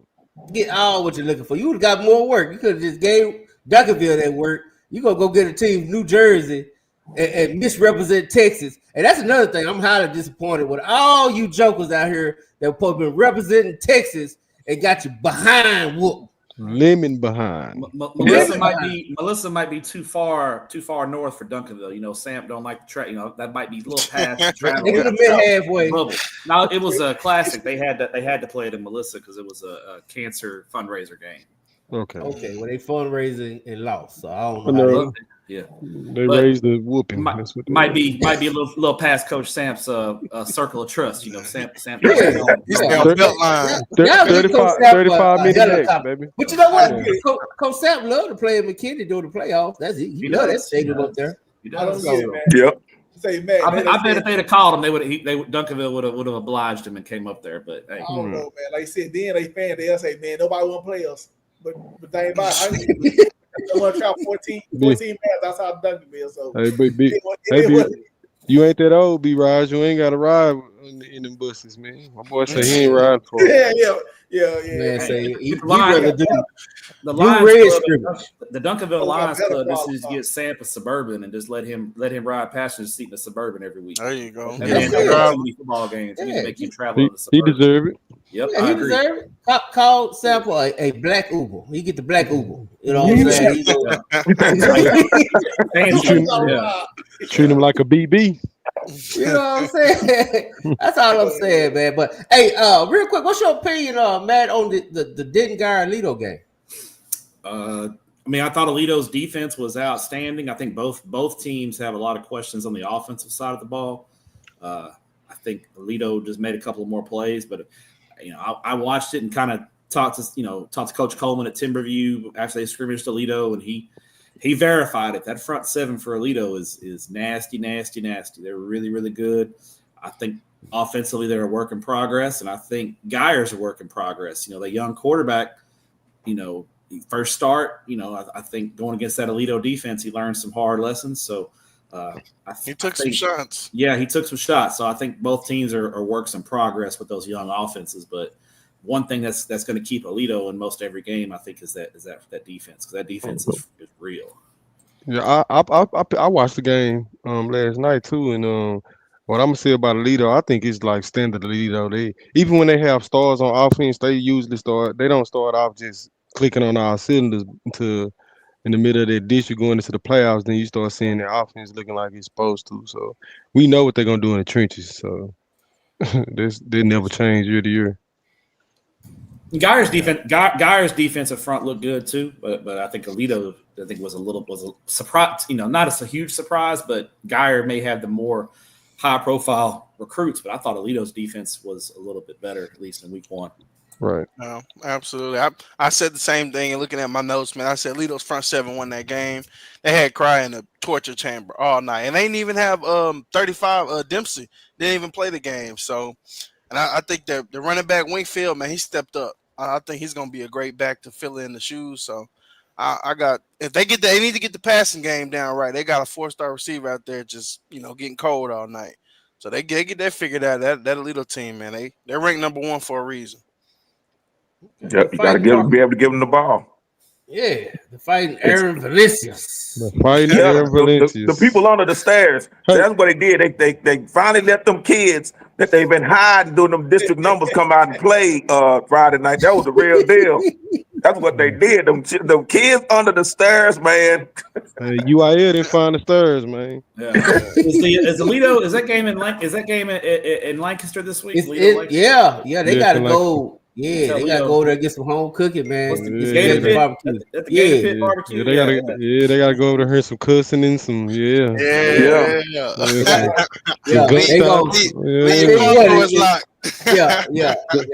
You gotta go over there and deal with them chiggers and ants on the sideline. Lancaster, I love y'all, man. I love Humphrey Stadium, but man, if y'all don't get them chiggers and ants on, man, I'm telling you, man, it's ridiculous, man. Hey, Pastor, you been up north, man. We used to them chiggers and ants, man. No, man, we're not like that, man. I'm telling you, man, them ant piles, man, they done built a whole fort right there, man, in the end zone area, man. Come on, y'all. Y'all need to get some kind of insect repellent, something, man. They got my favorite shot put. A bug snapper, something, man. Y'all gotta get something, man. I love y'all, man, but y'all know better than that. Y'all know about having them chiggers like that, man. Come on, man. Where you bug spray, man? Hey, you hear that, Coach Brown? Kendrick Brown, we need y'all to get the piss, man. I got to hook up for you, man. Ain't be out on here too, man. Hey, y'all get out there with some raid or something, man. They need to make off the official sponsor, man, because that's ridiculous, man. What's going on out there? That's the 12th man, Pastor. You right. Hey, it's home field advantage for a reason, right? Hey, man. Hey, mosquitoes say we gotta help out, baby. I ain't gonna lie, those mosquitoes ran me out of Red Oak. I ain't even gonna lie. Oh yeah, you got. They were tearing my behind. I was like, nah, I gotta go. They were just. They had that good rain too, all that water. Oh my god! Yeah, man. Get the hell up out of here. Yeah, they got that little water mud patch right there by the concession stand. Yeah, you gonna get man. Then you got the damn porta potties. They bringing flies and mosquitoes. Like it's just, hey man, it's too much going on in Red Oak. When Red Oak gonna get that bun, Jay, man? We need them to get a new stadium. Man. They say they passed one, but I bet y'all they gonna do it, try to upgrade it to where it can pass inspection. They ain't doing nothing. Yeah, my son had to move out of Red Oak for that, man. Hey man, I'm telling you, dog. You gotta get our J-Mac on, bro. Hey, find you a crime-free environment with a good stadium, bathroom. For sure. And Hey, hot Matt, nachos, guys. And hot nachos. Real quick, Matt, what did you think of Sunnyvale? What they did to Aubrey? Is that kind of like telling us something? No, Aubrey graduated real heavy last year. Sunnyvale brought a lot of guys back. Sunnyvale beat Gilmer in the playoffs last year. Like small schools, you beat Gilmer doing something. So I'm not super surprised. I have Aubrey fifth in the district. I don't think they're making the playoffs this year. I think I got Paris in fourth, so I'm not super surprised by that. Yeah, I wait till they put them apartments in Sunnyvale. Mm-hmm. Oh yeah, Dixon ain't coming. They got a really good quarterback. They got a really good quarterback at Sunnyvale. He was a sophomore last year, and numbers they're gonna be good. Hey man, that's how Forney got blessed with their QB. But that ain't my business. Hey, I want to give a big shout out. He replaced him very well, though. That young kid, number 8, replaced Peterson very well. Hey, maybe that's why, man. Hey, big shout out to Pete Tanner, man. They won the whatever bowl that is in Ferguson. Shout out Pete Tanner, baby. They won the Boot Bowl, man. Straight out of Oak Cliff Tanner. Oak Cliff Oak Tanner, Cliff man. Tanner, baby. Hardest man to tackle in the world, J Mac. Yeah, man, dude, that dude still got football thighs. That's ridiculous. He still dancing on us from senior year. He's still doing his dancing in his zone. That was a great win for Burleson, man. Beating Centennial. That was a big win for him. A little worried about Centennial. They may not be in the playoff mix this year. They new coach, graduated a lot. Who wore the white in that game? Burleson or Centennial? I haven't seen any highlights or anything, so I'm not sure. I didn't see the highlights. I saw which team red and black? Burleson High. Burleson. Okay, PT's team, Tanner's team. Oh yeah. He got some guys over there though. Centennial's blue. He got some guys. Ain't no doubt about it, man. Oh yeah, my boy. Shout out Jaden Flournoy, man. He committed. Boys State commit 7-on-7 kid by 6'2", running 4.4. I mean, I think he's a Texas Alabama type of kid. Once they get their eyes on him, man, I just feel like he hasn't been exposed. I don't think he started playing football to like 8th grade or 9th grade. But he one of them ones out there in Burleson, man. Yeah, no, he legit, and shout out to his I think it was his cousin hit me up about Trey. Yeah, he real good. Hey, this is a game I want everybody's opinion on it. We got Frisco Lone Star did what they did, and I just watched this game today. I watched this game while I had the pellet grill fired up. You know what I'm saying? I had the steaks on the grill with a little chicken wing. You know what I'm saying? And I was watching this Frisco Lone Star and Argyle. And all I'm gonna say is Argyle is still Argyle. Respectfully,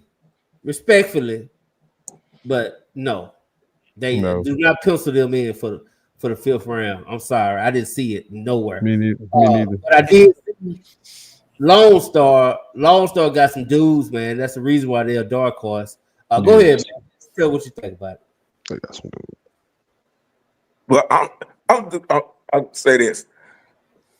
I had to change my mind. You know, I was kind of like Lone Star was going to be a little down, but talking to them young men at Whataburger, they have convinced me. Lone Star is the real deal Holyfield, man. And I know my man over there, Solomon Grundy, was all up on Argyle. I keep saying, I told y'all who's going to win district.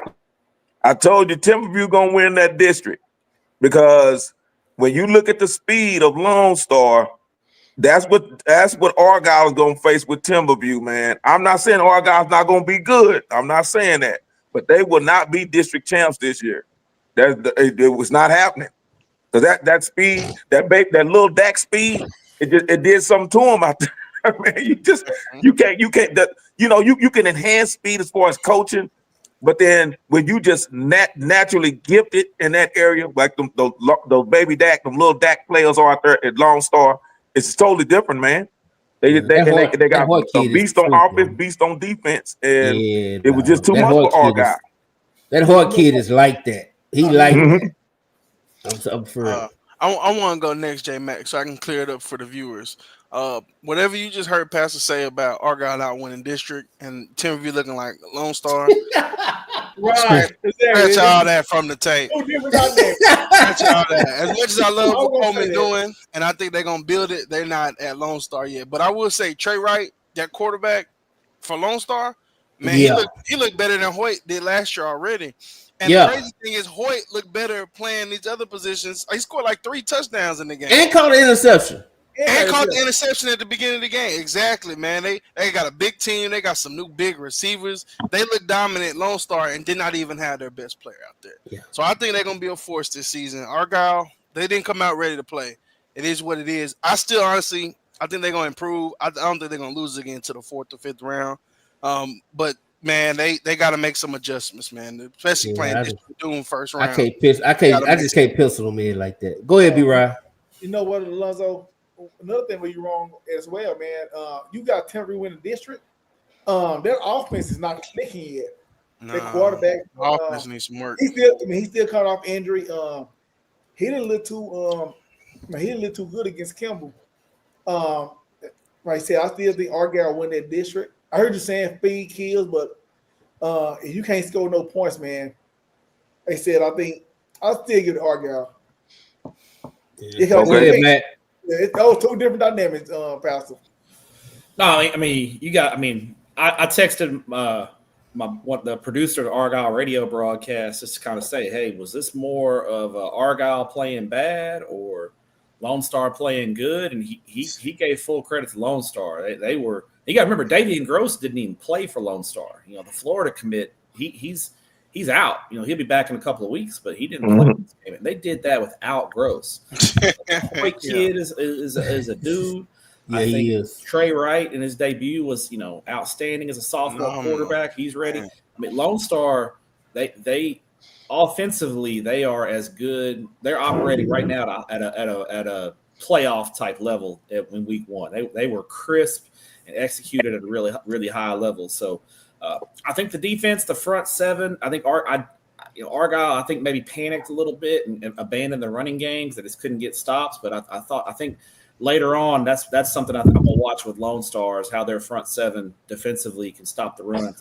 Argyle did run the ball and get physical on them, so that'll be something to keep an eye on. But I mean, a resounding win for Lone Star. So yeah, that's full credit to them. I'm not hitting the panic button on Argyle yet, but I think with Argyle, when you have teams that are super athletic and well coached, that's kryptonite for Argyle. So they're gonna have to figure out a way to combat that, and that's a challenge for them.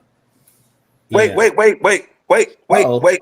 minute, Mr. Step, aka the Peacock. You gotta let him fly, Captain.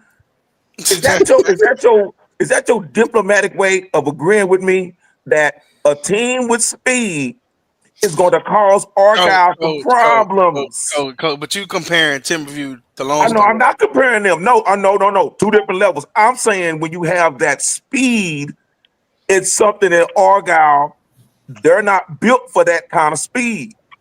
Yeah, I mean, I don't think that's that absolutely. It's not a secret. I think around the state that if you have athleticism, that is, Argyle's not the speediest team in the world. I mean, that they don't have big time playmakers, so they have to try to corral that. And so, if you're not but just because you have speed doesn't mean you can beat Argyle. You still have to execute. And really. You got to have QB play, and you got to have other things to go along with it. But if you've got that ingredient, that is typically what gives Argyle troubles. Right, and that's what I say. You go back to the main factor that Timberview played Argyle close last year. That's why I keep going back to that. And Coach Coleman is a better coach than the previous coach. Coaching makes a difference. Y'all laughed at me last year. I know you wasn't on Solomon Gunner, but the rest of y'all laughed last year when I said about Westlake, and I know we're going to get there. Probably a nice segue. But y'all laughed last year when I said when they said, see you in Jury World. And everybody laughed at me. And when they made it, like I said, they fell short, but they made it. Timberview is going to be that team. I'm telling you, watch Timberview in district. Okay. Oh no! Hey, you see my hat, right? You do see the hat I'm wearing. Yeah. That's what I'm saying. He made me feel like I'm coming at the Coleman, man, but I'm not. I rock with Timberview. Ain't no doubt about it. And me and Coleman, we talk, and hey man, we on page. Yeah. But Coleman got his hands full this week. He does. We're gonna let him deal with that. We'll get to that. I want to give a big shout out, Matt Step, to we gotta do this. We gotta give a big shout out to Brian Adams, man. 1-0, start out. Yep. BA. Yeah. The fighting Kenya Martins, man. The fighting Kenya Martins. Hey man, hey man. Shout out to BA, man. I'm gonna be honest, man. I was more happy seeing some of these teams that haven't won in a while and never been 1-0 and stuff like Pascal that. won again. Yeah. Pascal, yeah. I mean, your Big Brook guys, they barely squeeze it out, Matt. What's up with that? Yeah, week one. I'm not. Hey, we don't apologize for wins, right, J Mac? Isn't that what you said? At all. The dub is the dub. Yeah. We take the dub at any way we can get it, and we ain't apologize. LD Bell, J Mac. I was just finna say, man, we gotta give a big shout out to LD Bell. 1-0. Come on. That's right. Ride or die. I hope you shaking in your boots. Close down Chevrolet. LD Bell, baby, we coming. Oh man, no blood hurt this year, huh? That's right. They coming, y'all coming. Man. We gonna knock the onion out of them tongues. Man, Don't set kids up like that, Jay. Hey man, LD Bell for state, baby. Shout out to Coach Dibble, man. We wanted to know. We beat Rutherford, dog. We lost last year, so we gonna take this dub this year. Undefeated, undefeated, baby. And whole town on fire, baby. Miss Olivia, I need my public apology, Miss Olivia, because you said them rules was gonna beat LD Bell, and I tried to tell you she's a Weatherford grad, so let her make it. She's a Weatherford grad. No, man, we don't give passes around here, man. We don't give passes. She was picking with her heart. To the victory goes the spoils, man. To the victory goes the spoils. I need my public apology because I was gonna have to give one if LD Bell lost. So no. Speaking of public apologies, does our friend Mr. Tutson owe the Prosper Eagles an apology? After there it is. Okay, here we go. No, I do not. Oh man! Come on, Pastor. Hold on, Pastor. I showed up to the church and paid my offering, and this is what you gonna do? I'm gonna say it for this reason. I did not pick Westlake to go far because their coach did not let them run summer track. I didn't see them at the Coaches Coalition this year. So, no, y'all keep riding Prosper. Prosper is the same makeup like Argyle. They are big, and everybody keep looking at they are big, and they talk about the line, but who are they gonna throw the ball to on the outside? Their running back is way better. Who want to go first? I want to go first. Go ahead. Y'all keep riding with Prosper if you want to. Prosper is fool's gold. I'm not riding with them, but I seen something from Prosper that I haven't seen in the last couple of years, and that backfield look a little bit different with that big old line. Like it wasn't just like I liked how Prosper looked. I mean, they the same out wide to me. I mean, I never expect them to have Brock Boyd or nothing out there, but I feel like they was real. The team that they beat, they had Westlake on their heels Friday, man. I like Prosper this year. I like them a lot. We're gonna see this week because Prosper Thursday night, Prosper and Rockwall Heath. Listen, I know 70-60. Yeah, I've been big on Rockwall Heath. I've been telling everyone Rockwall Heath is playoffs this year. And I know you can look at the score, and it was a basketball score against Highland Park, but they won. But you go to Highland Park and win in Highland Park. I don't care if it's 7-0 or 60-50. It's impressive to beat Highland Park in Highland Park. And Rockwall Heath did so. That Prosper Rockwall Heath game is kind of a sneaky good Thursday night game. It is. Mm-hmm. It is. I'll go ahead and take this one over because this is a game I watched and I enjoy. And like I said last week, if you like the trenches, this is going to be a game to watch. Because before I get started, I would say Maddox Flint 99 handled his business for Westlake. But second of all, Pastor, the wide receivers who you're going to throw to, they scratched that this week.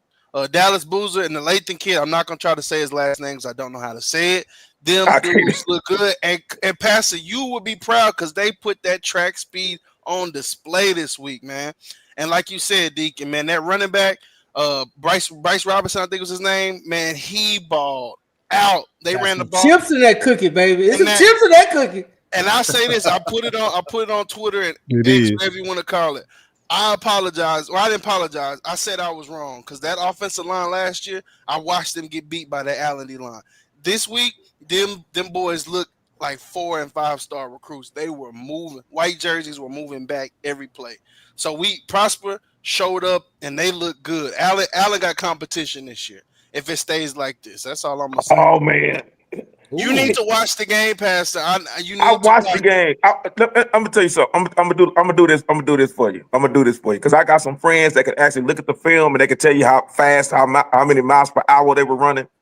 I'm gonna put it this way: if Westlake got guys running 4.9, 5 flat, okay, they DBs. So if you're running 4.6, you're gonna look fast running against a guy that's 4.9 or 5 flat.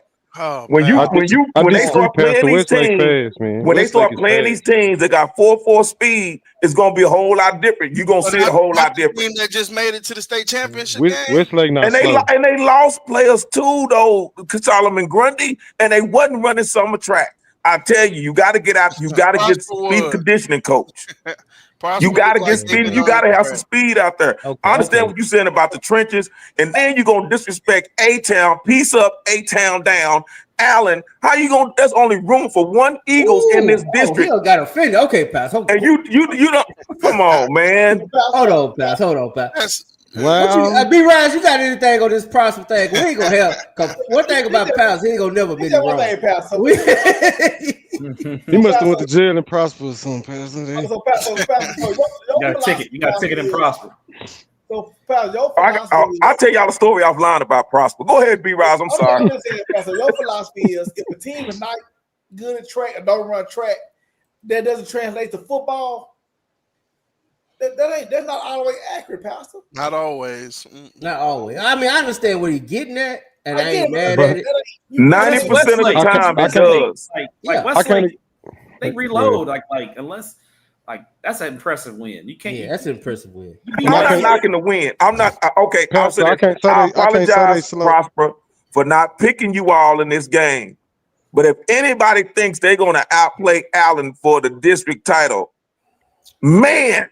Allen got some questions in the box on defense, and their strength being the offensive line, and Allen's one weakness being that front six. Man, it's all about matchups, Pastor. Allen have to figure it out. We're gonna see. They're gonna maybe the game of the week. Hey, can we give a quick shout out, Matt Step, to the Royce City Bulldogs? Yeah, Royce City. Water, man. East side. Hey, they beat the fight Matt Diggs. Hey, Matt Diggs was despondent. He was despondent on Twitter Friday night, man. He was upset. I seen Pastor on him. Pastor was on him. How you gonna disrespect them? Rolls Royce City car wash. How you going? And I told you about that man. I told y'all last year about that man, the quarterback, Jamie Hart. Shout out to his mama. I've been telling y'all for the longest about that man. He had a great game. He can ball. And he showed Pest. So Pest, you'll be 5-5 this year. And so Diggs will have plenty of games he can go see because they're gonna be out. Get ready for basketball season, Pest. I told y'all. Don't sleep on Rolls Royce City. Don't sleep on them. They are in a tough district. I say that district, and I know it's gonna make some people mad because I know it's gonna be a nice little segue. That district is tougher than the previous district of Doom. I agree. That district is tough. That district gonna be tough. You know that's a good. That was my next question. Wait to take that. Back Diggs, you kind. Not Diggs. I'm sorry. Step, you did kind of answer it earlier, but that's a question I want to say because we're gonna talk about the Heath win, and of course Rockwall they destroyed Berkner. Shout out to HP, the other half of HP. At Berkner. I need to understanding about that too. They got some guys over there, man. Yeah, they got. Well, it's like Berkner have everything but linemen, man. It's like they have everything but the trenches. They're just young. I just think they're young this year. But Rockwall. I mean, you got North Forney did what they should do to Skyline, blew them out. Longview, we know what Longview has. That district. I mean, you could be a really good team in 11-6A or is it 10-6A? Yeah, you can be a really good team. I think Royce City is a really good team, but they may finish 6th because that district is so deep. That just shows you that's a brutal district, man. It's a really good district. I like the Lufkin against Longview too. I just feel like Longview kind of just overwhelmed them, but they looked like a better team than last year to me. Lufkin got some kids out that were straight hoopers that started playing football, and they had about 3 or 4 kids that I think if they had been playing footballs, they're 6'3", 6'4" forwards in basketball. And if they'd have been playing football as freshmen, they'd have 20 plus offers, but they've been hooping for 3 years. So Lufkin will be all right, but Longview's Longview. So yeah, it's right. But yeah, I think right now 10-6A gets the edge over 11-6A, especially when it comes to depth. But 11-6A, I mean, I guess we could talk about it, J Mac. Saturday was quite the shocking result out in Georgia. I don't know where to start with that. You know what? Since you brought it up, go ahead and start. I think everybody want an opinion on this one. Book 20 boys, man. I think what you saw is at least for 1 week, DeSoto they just got their ass kicked. I mean, I don't think there's any other way around it. They only had, and I thought the most concerning thing about DeSoto was the trench play on both sides of the ball. They were not good up front on either side of the ball. Their offensive line really, really struggled, and that was a question coming in. I thought the defensive line would be a strength, and I did not think they played well on Saturday. And, they only had one offensive touchdown. 3 of their touchdowns. Now, the only thing, if I was a Creekside, Georgia fan, I might want to talk to my special teams coordinator because they allowed 3 kickoff returns for touchdowns. But DeSoto, and I looked it up, the last time they lost 3 games in a row was 2008. Okay. They haven't lost 3 in a row since 2008, and they're in serious jeopardy of losing 3 in a row because they're going to be underdogs against North Crowley this week in Fort Worth. So I think I think this is going to sound crazy, but I think it is plausible to at least discuss DeSoto missing the playoffs. Like the way Cedar Hill has looked early, that's impressive. Lancaster, obviously. Waxahachie, Duncanville, like there's going to be a good team that misses the playoffs. And I think if DeSoto doesn't fix some things, they could be the odd man out. Like it's still early and I know people are reacting, but we're talking about a team that beat 70-0 last year. Yeah. And this year they lose 70-28. In the last 2 games DeSoto's played, they've been blown out by physical teams who want to run the football. So if the blueprint is out, the blueprint is out. I mean, they done gave up 120 in the past 2 games, and to me, it's 2 things that make this scary for me for DeSoto. It's the lack of tackling that's carrying over from their past season last year. Like, I mean, some of those touchdowns against the Georgia team was just missed tackles. Mm-hmm. Like, dead to rights, got him right there, and he just run right through you. And then I'm gonna say what I said when I watched the North Forney scrimmage, and I know everybody like to have a positive outlook, but what that O-line did against the Atlanta team is the same thing I seen the week before, and I just don't see, unless they finna put some of the D-line kids on O-line. The problem is the quarterback, as soon as the snap touching his hands, his helmet out, he getting killed. Yeah. And you got to think about this. What you're doing against that team, bro? You got to deal with a good front 7 almost through your whole district. Because Waxahachie D line ain't nothing to sniff at. Yeah. DeVille line ain't nothing to sniff at. Langston line, you can go down through there with that. I mean, I think they might have a problem blocking Mesquite. Well, they be blocking.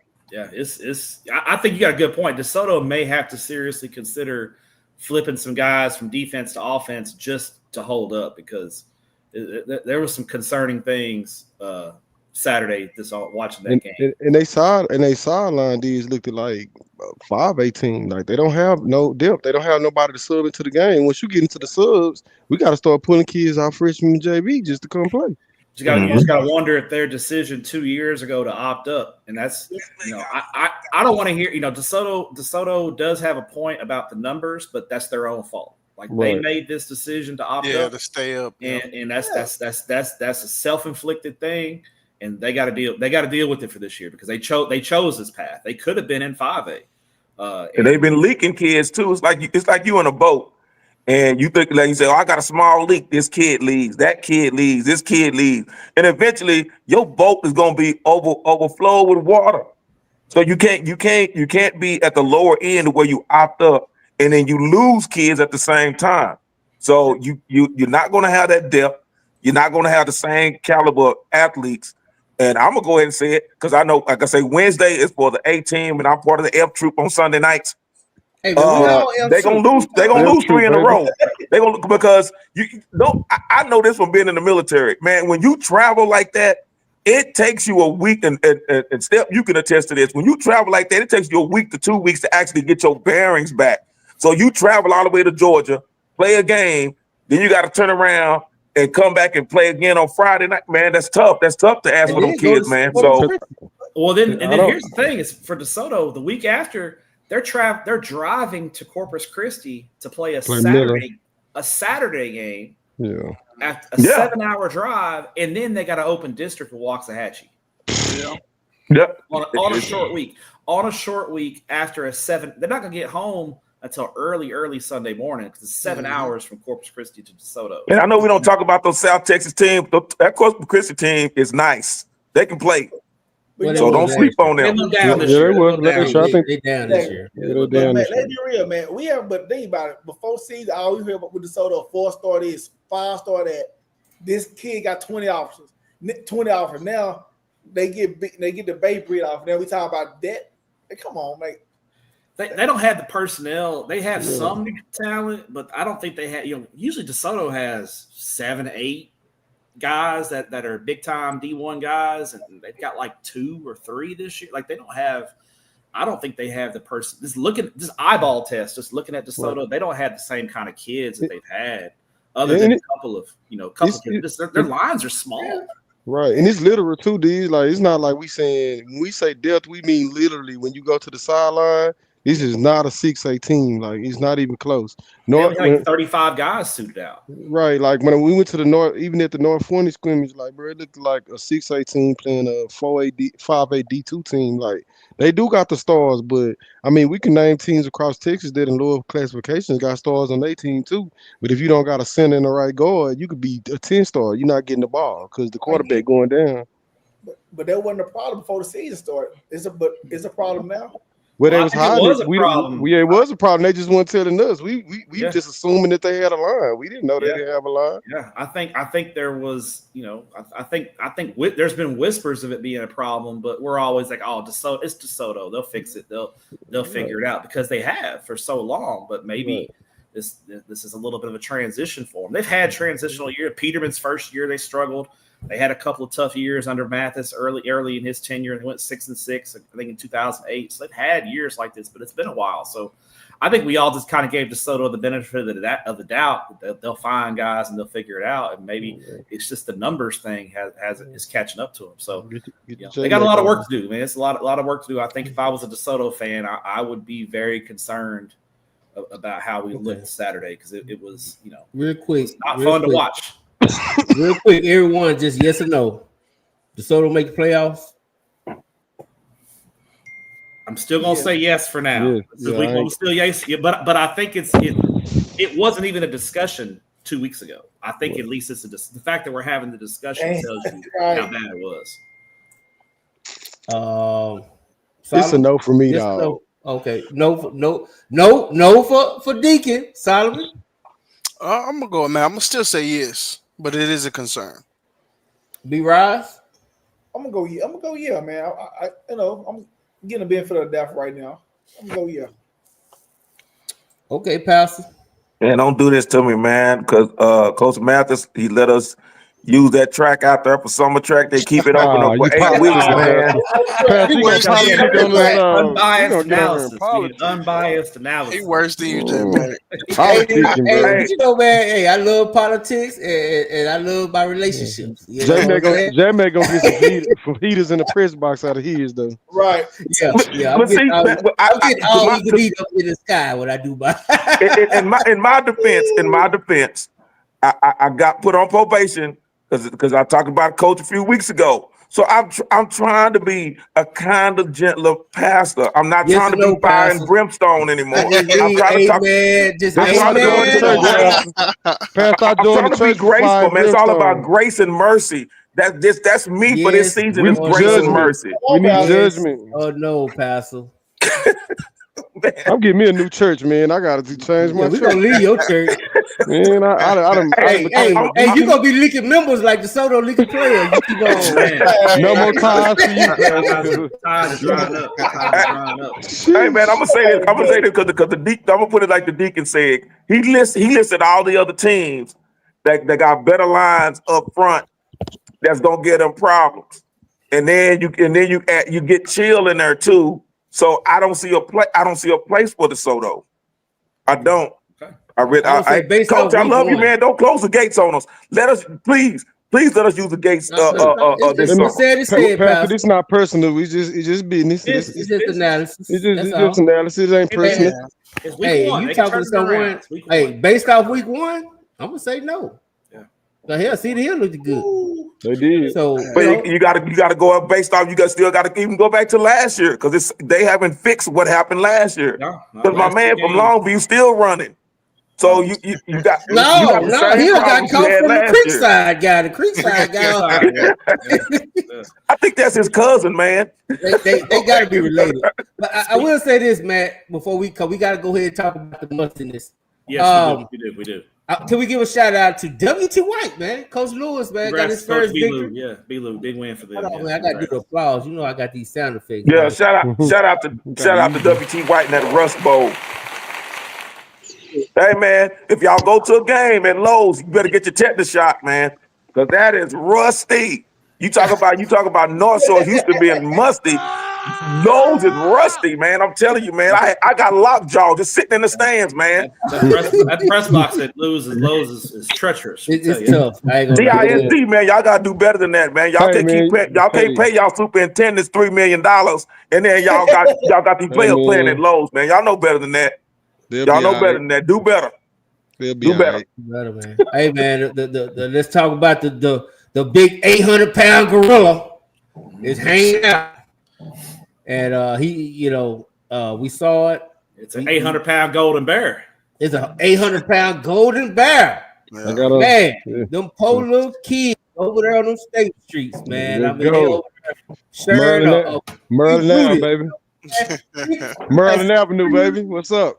He's 300 pounds sharing a 4-piece, man. That's how just it's something sad for them kids over there, man. Just so I get teary eyed and just thinking about it. You know what I'm saying? Man, don't do us like that. We ain't make a wish no more, baby. We ain't make a wish no more, baby. I just feel sorry for them poor little kids over there, man. You know what I'm saying? We got burgers now, baby. They out there lifting buckets of water. They doing jailhouse training and everything. They ain't got no weight room. You know what I'm saying? They just out there. They ain't got, they break it in the shed. You know what I'm saying? They win this week. It's steak and shrimp this week. They win this week. Oh, man. We win this week. Y'all might well close the show because we're going to show out. I'm telling you that right now. I got to pat myself in the back because other than Bo Teasy, I think I'm the only one in the state that's not a Sock grad or fan that picked Sock to beat North Shore. So got to give myself a little credit. I saw this coming. I'm very, very impressed with South Oak Cliff in that performance. They dominated North Shore and North Shore made a rally late. I think the quarterback kind of found his way late in the game, but I thought South Oak Cliff came out with a strong game plan and proved to everyone that I think they are. They got that they got Longview last year, and now they got North Shore, so they're starting to get some skins on the wall with those big 6As. So it was just an impressive performance, and I thought their passing game was way more functional this year, and I think playing 7-on-7 at the level that they did really helped them because when they threw the ball, it was crisp, it was on time. Their quarterback, even when he was flushed, made some plays with the receivers. There was a lot of chemistry there. So I think if I'm a Sock fan, I'm really, really happy with the offensive performance. And I think the defense, you're gonna look at the final score and say they gave up 31, but a lot of that came at the end of the game and North Shore was in scramble mode, and Sock really kind of went into a lot safer defense. Keep him in front of us. We're not gonna give up a big play. We'll let you have 12 yards, but we're not going to give up the 50-yard play. And North Shore kind of made a lot of hay at the end of the game. But I never felt like once it got 21-7, I just felt like Sock had the game in control the whole way. It just never felt like they were going to lose the football game. Yeah. Hey, man, that's great analysis. Who want a piece of it next and want to get their opinion about it? Go ahead, B-Rod. You got an opinion on it? I'm going to say that, congrats to Sock. I did pick against them. Just based off, history, but yeah, man, Sock played good, man. They got that monkey out their back. They beat a powerhouse team. Like I said, I made a point last week, man. North Shore only lost to 2 teams in 5 years, and that's North Shore, Westlake and Duncanville. So yeah, they were very impressive, man. Swaggy has. I was going to fact check Swaggy, but I didn't listen to the show Wednesday. Yeah, I was right. Yeah, Swaggy was wrong. North Shore hadn't lost to Atascocita. They lost to Atascocita once, but it was like in 2017. Yeah, but Swaggy always wrong. Swaggy always wrong. Swaggy be on that Swaggy. Yeah, but my thing is, what now? It was a great win for Sock. Like I said, momentum builder, but going into this week against Duncanville. Man, I give them a good chance, man. I give them a good chance of beating Duncanville. Yeah, they got to be focused. Obviously, right now, everyone they can't read their own press clippings. Everybody's patting them on the back and telling them how. Oh, well, they definitely doing a victory lap. I mean, they won the Super Bowl Friday night, man. I mean, like, I ain't never seen it was no crime in Oak Cliff, like zero. Like, not one police siren went off in Oak Cliff. Like, it was just like total peaceful. Like, that never happened, J Mac. It's the nicest neighborhood in America, man. I mean, the fans can celebrate and Gary Bird can do his dance and be happy about it, but as long as the kids and coaches 24-hour rule, we'll be happy about it. As long as they're back to work right now, they'll be fine. But they can't read their own press clippings. They gotta be ready to go because it's a different challenge this week with Duncanville. But one more thing, Matt. And Sock quarterback, man. I had Sock, man. Outside of Jenny, man, this kid is good. He's a dog. Man, this is the best quarterback. He was the backup on JV last year. And that's the thing that I like about like obviously Sock has the frontline talent, but they've developed this kid. This kid was a JV backup last year. He's developed. He's got the demeanor you want for a quarterback. He doesn't get like I watched him in 7-on-7 at the state tournament, and he never got rattled. He stayed the same. He was just even keeled.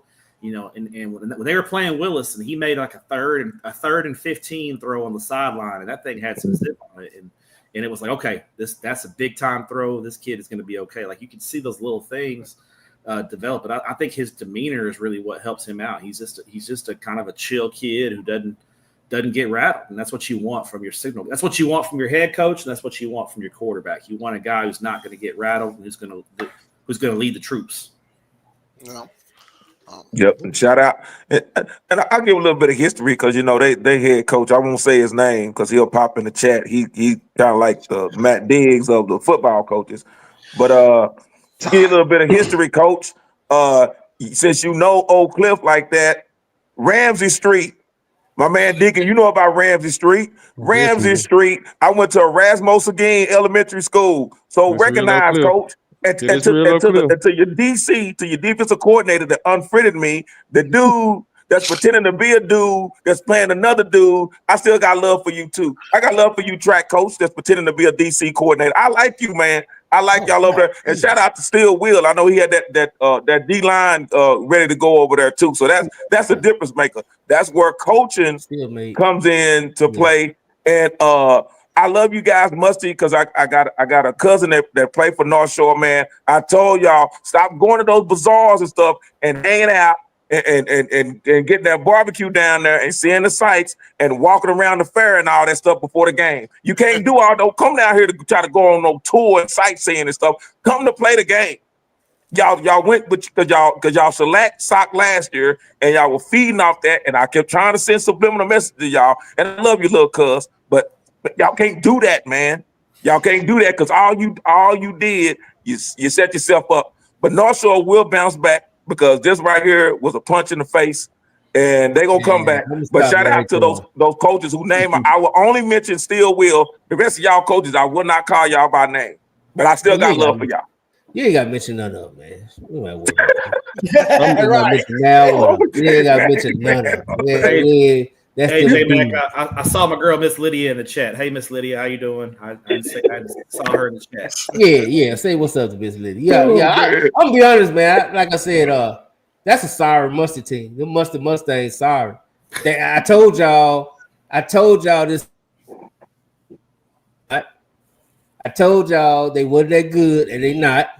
Now, I'm not taking away from the Golden Bears win. So I don't want nobody to think I'm trying to screw up off the Super Bowl. I ain't put no asterisk on the Super Bowl championship. But all I'm saying is I told y'all that North Shore team wasn't good. I told y'all they wasn't going to win district either. So as far as I'm concerned, I'm still kind of right. I was wrong because I just couldn't bring myself to pick Sock to beat this team because I thought they would have more pride. But, I forgot they from Musty. So they left the pride back in Houston. They'll get right this week. They got Crowley has to go to Musty this week. Yeah, so they'll kick the dog crap out of Crowley and feel good, but whatever.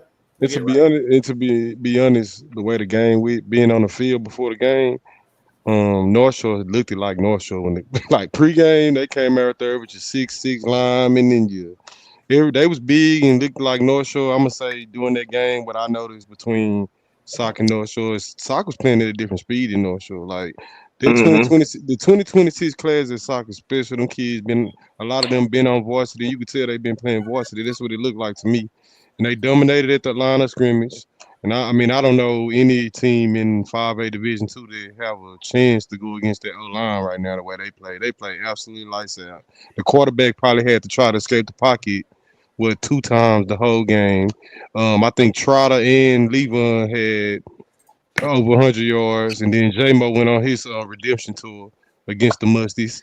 Hold on, D. Hold on. You talking about North Shore look like North Shore? When North Shore ever gave up 300 yards in No. in the first half? No, J-Mac, you didn't hear me. I didn't say they played like North Shore. I said in pregame when you walked on the field, it looked like a North Shore. Oh, okay. Yeah, they was humongous. The line was humongous. They looked like Tarzan. They was out there looking like Tarzan. J-Mac, they was out there doing it. The whole team did backflips for the game. They had a whole celebration up clip for this game. So they came out there playing and got woke up. And once their running game got going for Sock, it wasn't nothing else they can do. But that defense at Sock this year, I mean, good luck. That's all I'm gonna say. And I know the best line, Ja, the starting middle linebacker. I think he broke his hand. I think he out to like the playoffs. They started a sophomore in the middle of their defense, and he lights out. So yeah, he was good, man. His story, Cody, hey, man, my boy Cody. Shout out to Cody, man. Spencer. I thought, I want to play that interview with Spencer, man. He brought tears to my eyes, man. Man, I cried. Story, man. I had tears when I seen him, Jay. I ain't gonna lie, Spencer. Shout out to you, man. You made J Mac cry a little bit. You know what I'm saying? You had some big crocodile tears coming out, man. You just shout out to you, your wife, your mother-in-law, what y'all doing for that young man. I think that's dope. You know what I'm saying? That's what coaching is all about. Y'all taking that young man and showing him a better way. Shout out to Coach Spencer. I say your name. Shout out to Coach Spencer. Cody Smith, the kid name. He's a kid I used to coach also. He lost both his parents. You know, he's still out there. He smiled every day. The kid give you everything he got. He the next great linebacker at Sock. Like, I mean, it's the future good over there because there's a lot of young guys that got to play in that game too who gonna be factors next year. So, I mean, it was a great win for the program. It don't matter who down or who up. I mean, when you look at the box score and they say North Shore, it's North Shore to us because it was a time where we used to lose to Woodrow Wilson, baby. So, but I'm a second this sentiment, and I do want to say this because I think I said it before. Me and J Mac say this all the time, and I want to reiterate because I'm a real soccer alumni and fan. We don't need no sympathy or no extra credit for beating nobody because I feel like we compete with anybody in the state. It's because the program been built that way. So us being the Cinderella story and the team from the hood who won it, I just feel like we done elevated past that, and these big wins coming because these people we been prepared to do this. So I just want us to, like J Mac said, get past the woe is me and we don't got no locker room. You know, I don't want to hear that either. We like that. We supposed to be like that. So I want to shout out the coaches over there because, I mean, that's their mentality. I know Wood for sure. He was on the Duncanville game on the way out the stadium. So and talking to him. So I know they focused and locked in. And it's 2026 class special. So we see what they're going to do here, man. Sure. Go ahead. You have something on that, Solomon? No, y'all hit all points. I'm gonna say shout out Coach Zach Collins, the O-line coach at Sock. Yes, He from Arlington, man. He from Southeast Arlington. I'm from East Arlington. He don't really claim though. He don't claim Arlington like that. He from Oak Cliff now. Yeah. I just wanted to shout out Coach Zach. Yeah, he don't really claim Arlington. He claim Oak Cliff, man. He don't really claim that. He got it. But shout out Coach. Yeah, he always talk bad about Arlington, dog. Like, I'll be honest, dog. Like, he really got kind of backstab. bro. Yeah, he really kind of backstab Arlington. Me and him cool despite what got going on with the city. So shout out. Yeah, Coach. man, he hates y'all. Y'all love him, boy. I tell you what, boy, y'all in trouble. Y'all won't have no good Arlington out there. But I say, hey, boy, you ain't about nothing. I tell you that, man. J Mac. Well, how long we been on? I think he's gonna start. How long we been on? He about to start, man. He about to start. I see it coming. Hey, man. Holiday tomorrow. So Johnny. Yeah, it's a holiday tomorrow, man. But now we ain't gonna be able to. No, hell, we back covering everything. How about the Oak Cliff Super Bowl, though, man? That's an upset. Sunset beat Anderson.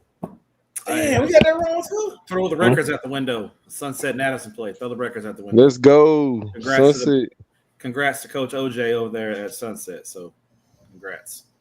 Yep. And look who coming in here late. Boy, we talked about Musty, and look who showed up. Mr. Musty himself. Mr. Mark. We watched this game together, didn't we, Mark? Say, man, Complete domination. I'm not gonna take that disrespect too much, man. You know what? Y'all came Musty, but you definitely didn't leave Musty because you took a bath. You got baptized. Beat the funk out of you. So y'all went back there. Y'all were clean. Y'all were clean. Y'all were in the name of the Father, the Son, and you know the rest. Dunk them in the water. I picked Sock to win that. You know what I'm saying? I knew they was gonna take care of business, and they played great. But what you do got to admit is that 7-on-7 does matter. I know, J-Mac, you're not a proponent of 7-on-7, but the reason that Jaden Williams was so sharp in the passing game is because of the reps that he got in the spring and the summer in 7-on-7. You got to look at that, and he's got the arm talent to make any throw that you want. You know what I'm saying? And the trenches gonna be the trenches. They control the game from the get-go. You know what I mean? North Shore didn't have an answer for that running game. You got two guys that went over 100 yards rushing. They controlled the tempo of the game. The score may not say it, but it was dominant from start to finish. You know what I'm saying? Coach 2 times say he's a 7-on-7 guy now. He had a great time at State 7-on-7 this year. He's loving it. Good nachos, baby. Guy now. You said they got good nachos down there. Yeah, they say they. And then I will agree with you on that, Mark. I do think it is something to the fact that they was really, really good in 7-on-7, and it just kind of carried on. That's obviously with this. But I like that quarterback, man. I don't know where he come from. I don't know how the hell he was second team backup on JV or whatever. But very good, man. That dude can throw the ball where it needs to be. I will say that. He can throw it. J-Mac, he really just took a leap. Like he always had a like nice arm talent. Because I know the kid before he in high school. He always had nice arm talent, but from just being the backup on JV behind the guy who was slated to start, and from that time until some in the spring and all that, you just watched him. Even just going out there to watch practice, you start seeing him find the receivers better. Everything was just better. He just grew fast, and he just a junior also. So they're gonna have him for another year. Yeah. Well, you got to say something for chemistry as well. Yeah, it was done. The chemistry, you could see it. He wasn't late on very many throws. It was on time. And Courtney, you tell me, you were there. The play calling offensively, I thought was crisp as well. Yes. You know what I'm saying? That's something that a lot of times early in the season you don't see offenses that far ahead with the chemistry and the timing and the play calling in sync like it was. It was called great, is what I'm saying. And a lot of times defenses are ahead just because they don't have to do as much, when it comes to scheming and stuff like that. But I thought that the play calling was just immaculate. Like the play to Jalen Moore, where he came across in motion and ran the out route. I mean, that was perfect timing. He was right on it. And when you see revolutions on the ball and it's white, that means the kid can spin it. Mm-hmm. Yeah, he was spinning that thing. And I saw go my man. off what Mark said. Oh, my bad. Go ahead, J-Man. Well, I just real quick. I see my man Red. He trying to change the subject. He don't want to talk about Sock too much, and I get you. You want to bring up my slot T over there. How they go, J-Man?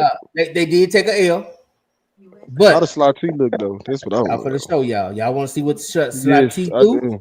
I do. I'm for the show you. I've been waiting to see it. There you go. Number one in rushing right there. Ooh. Number one in rushing. Okay. Number one in rushing. Mafia say this carry across state, huh, J-Mac? That's right. Shout out to the Slot T Mafia, Coach Bird, Coach Small. They took the L, but I will say they had too many turnovers. They got to work on it. But I am impressed at the fact that they was able to run up that many yards. The running back I interviewed, I told y'all about, he had over 100. He did really good. I think they're gonna be okay. I mean, if like slot T, it ain't a miracle thing. It take a while, so it's a culture thing. So it's a problem too, though, man. Once they get it's a culture thing. But once they get it down, man, like I was a problem. Shout out to Coach Small, Irvin Nimitz. So that's what happened. Yeah, they took the L, but I'm not jumping off the train because I see the progress coming. Hey, speaking of Slot T, Step, what's going on at Liberty Hill, man? Coaching change. Yeah, they got Yeah, I think two things are happening at Liberty Hill. I mean, number one, they played Cibolo Steel, so they're playing a big 6A, good 6A team. The new school, they opened a second high school. Oh, okay. So that's cut into their talent, and they had a coaching change. So they're still running the Slot T, I think, but the play caller and those guys are at a different school now. So makes sense. I seen it on there. It shocked me. I know Cibolo Steel is Cibolo Steel, but this Slot T usually slow down high powered points. Like you usually don't see big points against them because they're gonna hold the ball most of the game. So I seen that 45. I said they had to fumble it 5 times or something. Yeah, but I think Liberty Hill didn't win district last year. They finished second. They finished second. Bastrop beat them last year, so they're a little bit of a struggle. So I got one more to ask you about too. That really got me. What's up with Huntsville? And the coaching change made that much of a difference? So I was at the game against Brenham. I'm mad at it. J-Mac, the Austin traffic got me. I couldn't go to Bluebell. I was mad. I was mad about that. But no, Brenham is really good. I mean, Brenham lost to Randall in the third round, and it was a 7-point game with 2 minutes left in the football game. And Brenham brings back like 19 starters. They brought back a lot. So Brenham is really good. Huntsville looked a little sloppy. They had some week 1 stuff happen to them. They had a blocked field goal. They had a second and goal on the 5, and they had a snap go over the quarterback's head and put him in third and goal from the 20. Stuff like that. So I think Huntsville's got some work to do timing wise with the new system and the new scheme. But they're talented.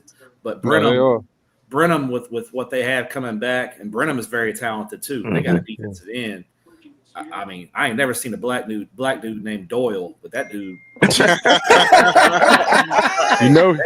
from a one-horse town. They got a black dude at the end named Doyle. Doyle Walker is his name, and that dude is a grown man.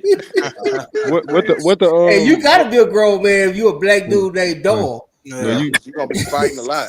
So you're gonna have ease. Yeah, he's a dog. He is that wide receiver. The receiver who tore Randall up last year, he's back. I found out he's from New Orleans, and so he can play. Chris Guidry is his name. He made some big time plays, and their young quarterback. They started a junior quarterback, and he looked good. He had a good game. So. What about Huntsville? They went on ahead and put the freshman back there and let him be the signal caller. Yeah, Zay Adolph is back at quarterback.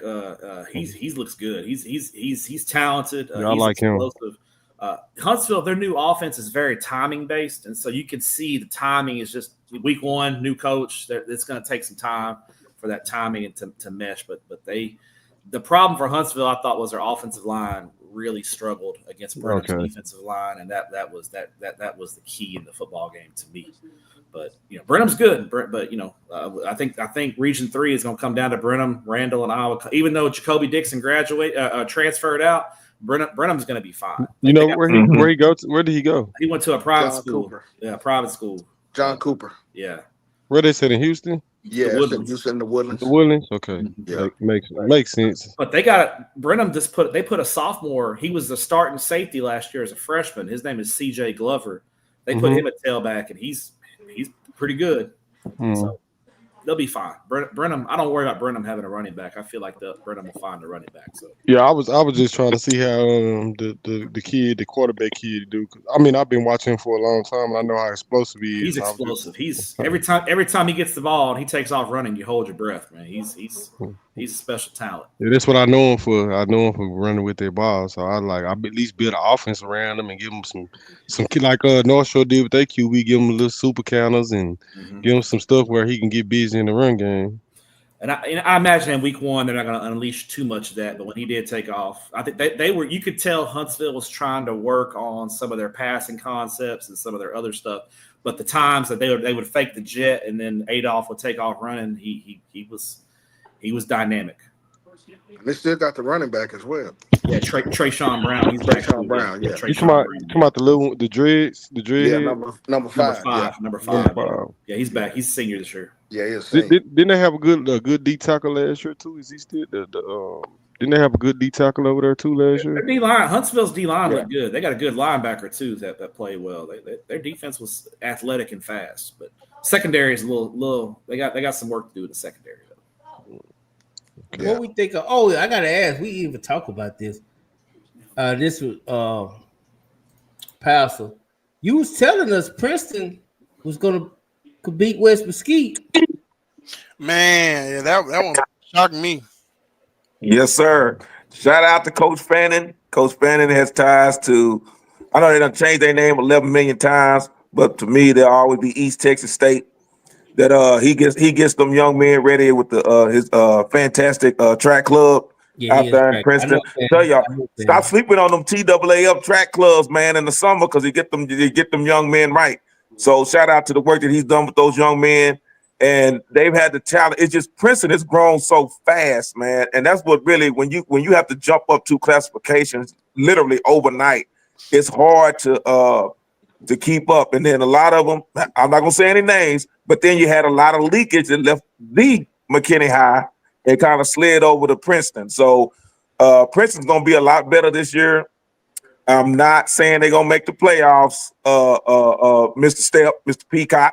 Because I know you're going to be like, oh, no. But I told y'all, because West Mesquite has a good team, but I knew Princeton was going to be better than their record displayed last year because they have the talent. So last year, Princeton almost beat West. That was a good game. It was a close game. Yeah, it was close last year. So I'm sorry. Dig 'em smack. Pesh will probably be how many teams are in that district, in that Allen Pesh district? I think it's 9. 9. Well, Pesh, y'all gonna finish 10th out of 9. That's the ender right there. I've definitely got to change my membership to my church because that's an ender right there. This is not Christ-like at all, man. Oh man, Pastor just be leaving. He just put God on the back burner sometimes, don't he? Man, that's why I gotta call him real good night sometimes. I gotta say this too because I'll be remiss if I didn't say it. Because Wednesday night I had an opportunity because I was listening to the Dub Wednesday night, but I was also there with the guys with the Coyote Football Network. I saw that. And I got a chance to talk to Old Ship of Zion. I'm gonna put it this way. Dig 'em smack, I know you're listening, but Old Ship of Zion told me to tell you hello. Just like that. Hello. So you just keep that in mind. And I'm gonna say I got one more shout out too because I didn't talk about him last year, but I got to talk about him this year because last year he was injured. He was still playing with an injury. Now he's back. I got to talk about Josiah Williams, the safety, number 17 from CU. We call him JoJo Dancer. JoJo Dancer, your life is calling. He had 99 tackles last year, but he said he's running this year trying to make 100 because 99 and a half won't do. He's already on pace. He had 11 tackles this past Friday, and so watch out for the safety, JoJo Dancer. My man. So I told him I'll give him a shout out. I didn't talk about him last year, but this year, I'm telling you, he's the man back there in that safety. So, hey Pastor, I think UND is gonna have to have a cage ladder match. Hey man, we're gonna do it. You know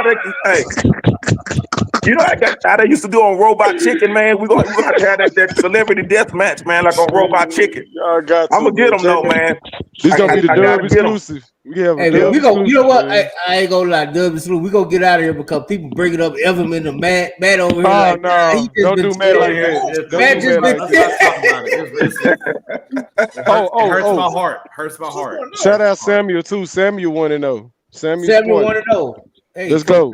Yeah, let's go. And shout out to all them boroughs that nobody talk about and Tex Homer, Whitesboro, Pottsboro, all of y'all, and check out them results. Tex Homer whooped up on them DFW schools this past week. Recognize Tex Homer. They just need to do it in the 4th round of the playoff. Hey, shout out to Life, man. I see Cooper in there. His son. Life on Clip. Yeah. Shout out Sip. I think he had 6 touchdowns. He had 6 touchdowns, man. Like they lose one. 6 of them. Like good Lord. But we'll see. My man Matt Steph said they still ain't making the playoff. I don't think so. they gotta beat them boroughs, Whitesboro, Pottsboro. Yeah, they gotta beat the boroughs. And Pilot Point. But hey, I tell you what, they keep scoring what they doing. Is Pilot Point Texoma, Pastor? That's Denton County. Yes, that is Texoma. Yeah, yes. Pilot Point. Pilot Point is Texoma. Like I said, y'all gonna recognize. And shout out to Sanger. Sanger gonna shock some people this year. Shout out to Sanger Harris. See, I'm old enough to remember. I know J Mac, you remember Sanger Harris. Shout out to Sanger out there in Texoma land. Sanger Harris. Watch out for them this year. Sanger got a running back named Reggie. Yeah. Oh, Reggie, you know what Reggie that Jones. means? You know what that means? He cold. Yeah.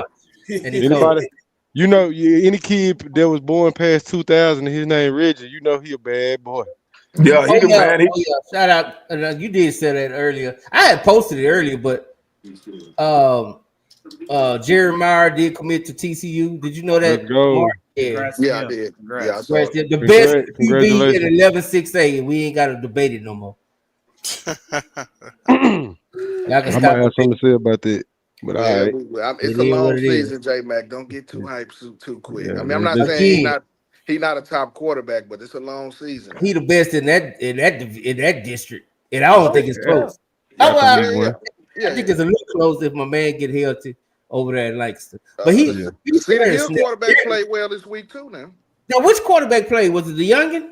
The youngin. Yeah, it's the youngin. It's the youngin, J Mac. He look good too. I ain't gonna lie. They beat Midlothian. Yeah, he did look good. But they was punching down. Jared level already? I'm not saying that. I'm saying no. You just said that. You told me, hold on, don't say that. Yeah, you didn't say that, Mark.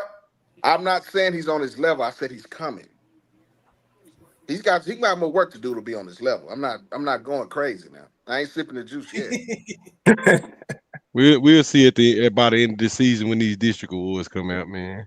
We'll know who the best quarterback is. They got Capel this week, so you know what I'm saying.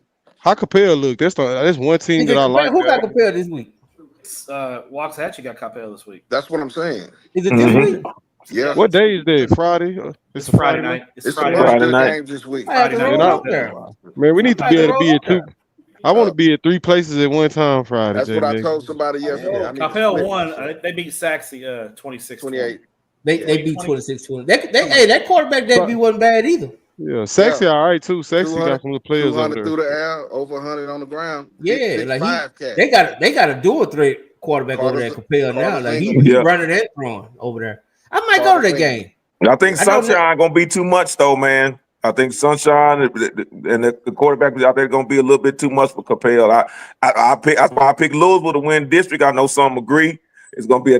I'm not saying Capel won't do well, but Capel, I see Louisville taking it. Capel and I see Geyer kind of falling off a little bit. Geyer will still make the playoffs, but they're gonna fall off a little bit.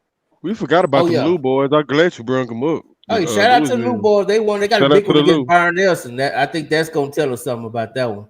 Yeah, do you have a living booty nominee, Matt? I know you probably get out of here. I need to know. Arlington Lamar. Oh man. Arlington Lamar. I might. Ooh, that's close. Now you can put it in my mind. Now I had one pick, but now you can put another one. I told people Arlington Lamar is definitely in that conversation. I know people said DeSoto, and I get it. Yeah, people said North Shore. I get it. It's Westlake for me.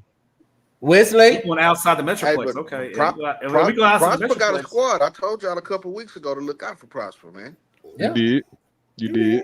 So I'll go if I'm going local. I'm gonna go Lamar over DeSoto just because Creekside is a good team in Georgia. They're but Lamar got beat by. It was 0-10 last year. So I'm disappointed in Lamar, man. I thought they was really finna have one of those years. Me and J Mac been talking about them since last season. We thought with the talent they got for them too. Yeah, so that's why I'm gonna go with week 1. Hey, but it's okay. Week 1, Lemon Booty, you can recover from Lemon Booty week 1. But right. Hey, B-Rise, I think we need to go to Capel Friday. What you think? Crime-free Capel. Crime-free Capel. Wiley will treat y'all good out there. Coach Wiley will treat us nice out there. Let's go there. Is everybody playing on Friday this week, bro? I think so. Well, Denton Ryan and Timberview is Thursday. Yeah, it's a couple of good Thursdays. Where's that game at? Newsom. Timberview. Yeah, I ain't missing that. Yeah, I think I'm gonna go. I'm gonna bring my iPad and watch the Cowboys on. I might go there. Ryan, we didn't get to talk about Ryan that much. Ryan was look like a little sleepy out there this past week, man. They didn't look like the Ryan of old. I don't know what was going on. Maybe they'll wake up this week with Timberview, but they look kind of sluggish. Yeah, I wouldn't read too much into it. They had the cramps, man. Like, yeah. Y'all feel I know, about man. that? You said you had to get out of here, man. I appreciate you, man, for jumping on, though, for real. Man, I'm disappointed in your pick for Lamb and Booty of the week. That's my hint. You know, man, come on, man.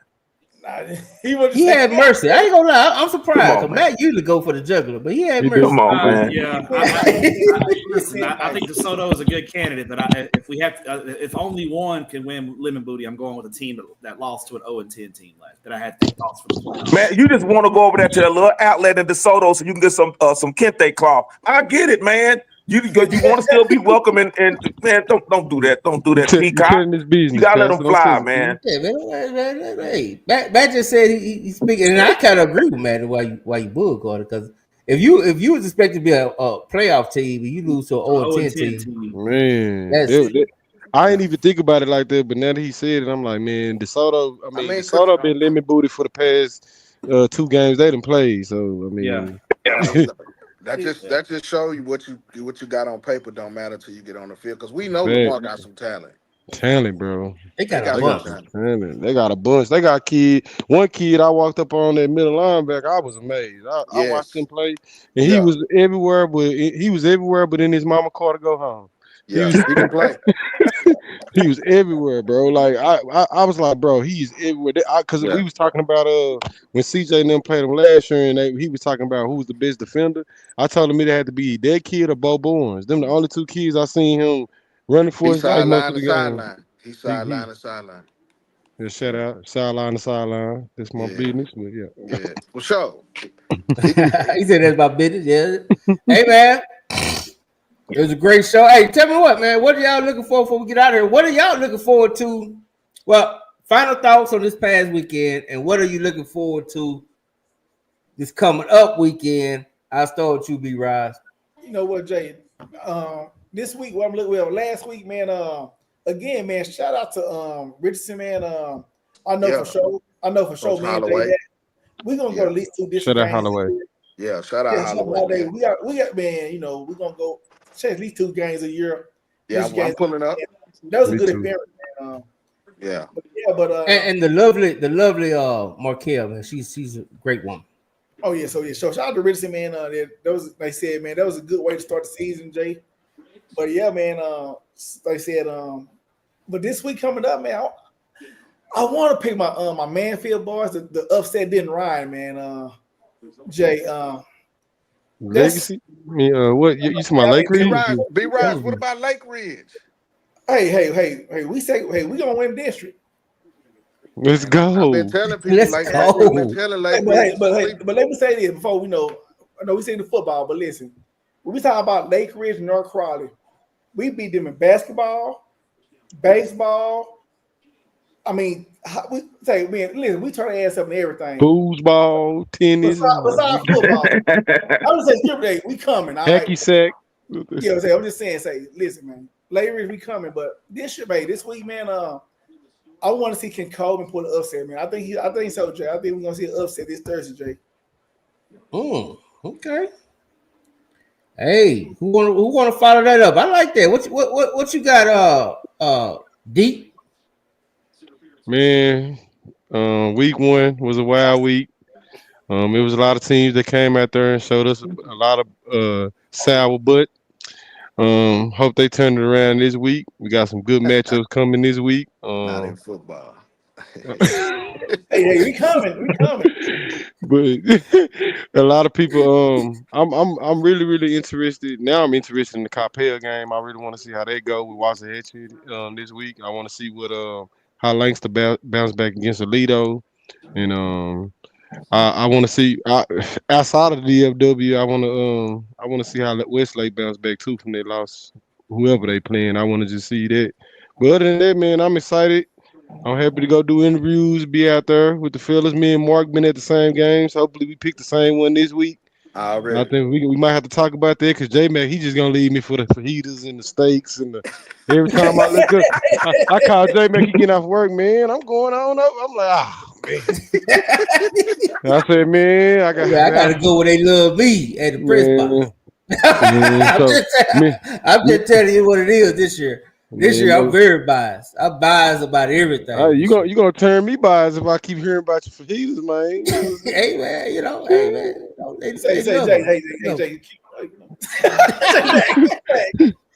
They love us, man. They love us.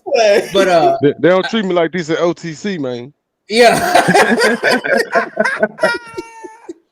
Oh man, you ought to That's cold, boy. That's cold. I'm gonna call my boy Swag, see if I can get a 10-day contract, man. J-Mac over here. J-Mac to call me drinking lemonade. He smiling. He told me it was raining out here, but I was had a good time. I said, you must have been in the press box, dog. I ain't get wet now time. Boy, they get a drop on me. I'm out at North Crowley. They out here arguing, want to fight. I'm like, he sent me to the ghetto party, man. This is how he do me. Hey, man, that's rookie, though. That's rookie, man. You got, you new to the crew. You in the game, though. You in the game now. Hey, J-Mac, you might want to. Hey, Mark, he all up in the game with a media pass. Hello, J-Mac. I gotta tell you this though. When I get down on the field at the sock game, you know my cousin, like the assistant AD at sock, he grabbed my pass and say, "You doing media now?" I was like, "Yeah, man. You know, we outside, baby." Man, we building out here, man. Okay, Pounce, I'm gonna say you last. Mark, what you got, man? What your final thoughts? Wrap up on this past weekend. What you looking forward to this weekend? I do want to tell you something though, real quick, Deke. I am very curious about South Lake and Hebron that's playing this weekend. But go ahead, Mark. Let's go. I don't know. We got a heavy dose of South Lake. I don't know what Hebron. I do like the running back at Hebron. I tell you that he's under recruited. He needs to have some more people looking at him. He's a real talented guy.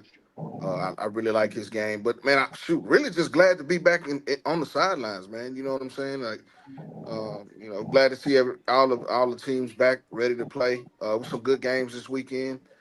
I really wish I could split myself into 3 to go see these games this week. So I'm gonna have to flip a coin. I'm gonna have to find me a Thursday game, a good Thursday game. That's what I'm looking for this week. It's Mansfield. Come hang with us, man. We're gonna be on the field or in the stands. On the field, hopefully. Okay, well, I know it'd be some red tape, is what I'm saying. I know it is tough to get through there. Matter of fact, if I can't get, you can't wear the musty shirts out there, man. Yeah, they want you to wear that hot pants. They want you to wear that. You gotta wear a polo. You got a call B ride. No, they got a hot vest, dog. It's not breathing. No, you be sweating in that vest. If you don't know Batman, you can't get in the games, baby. Gotta know that.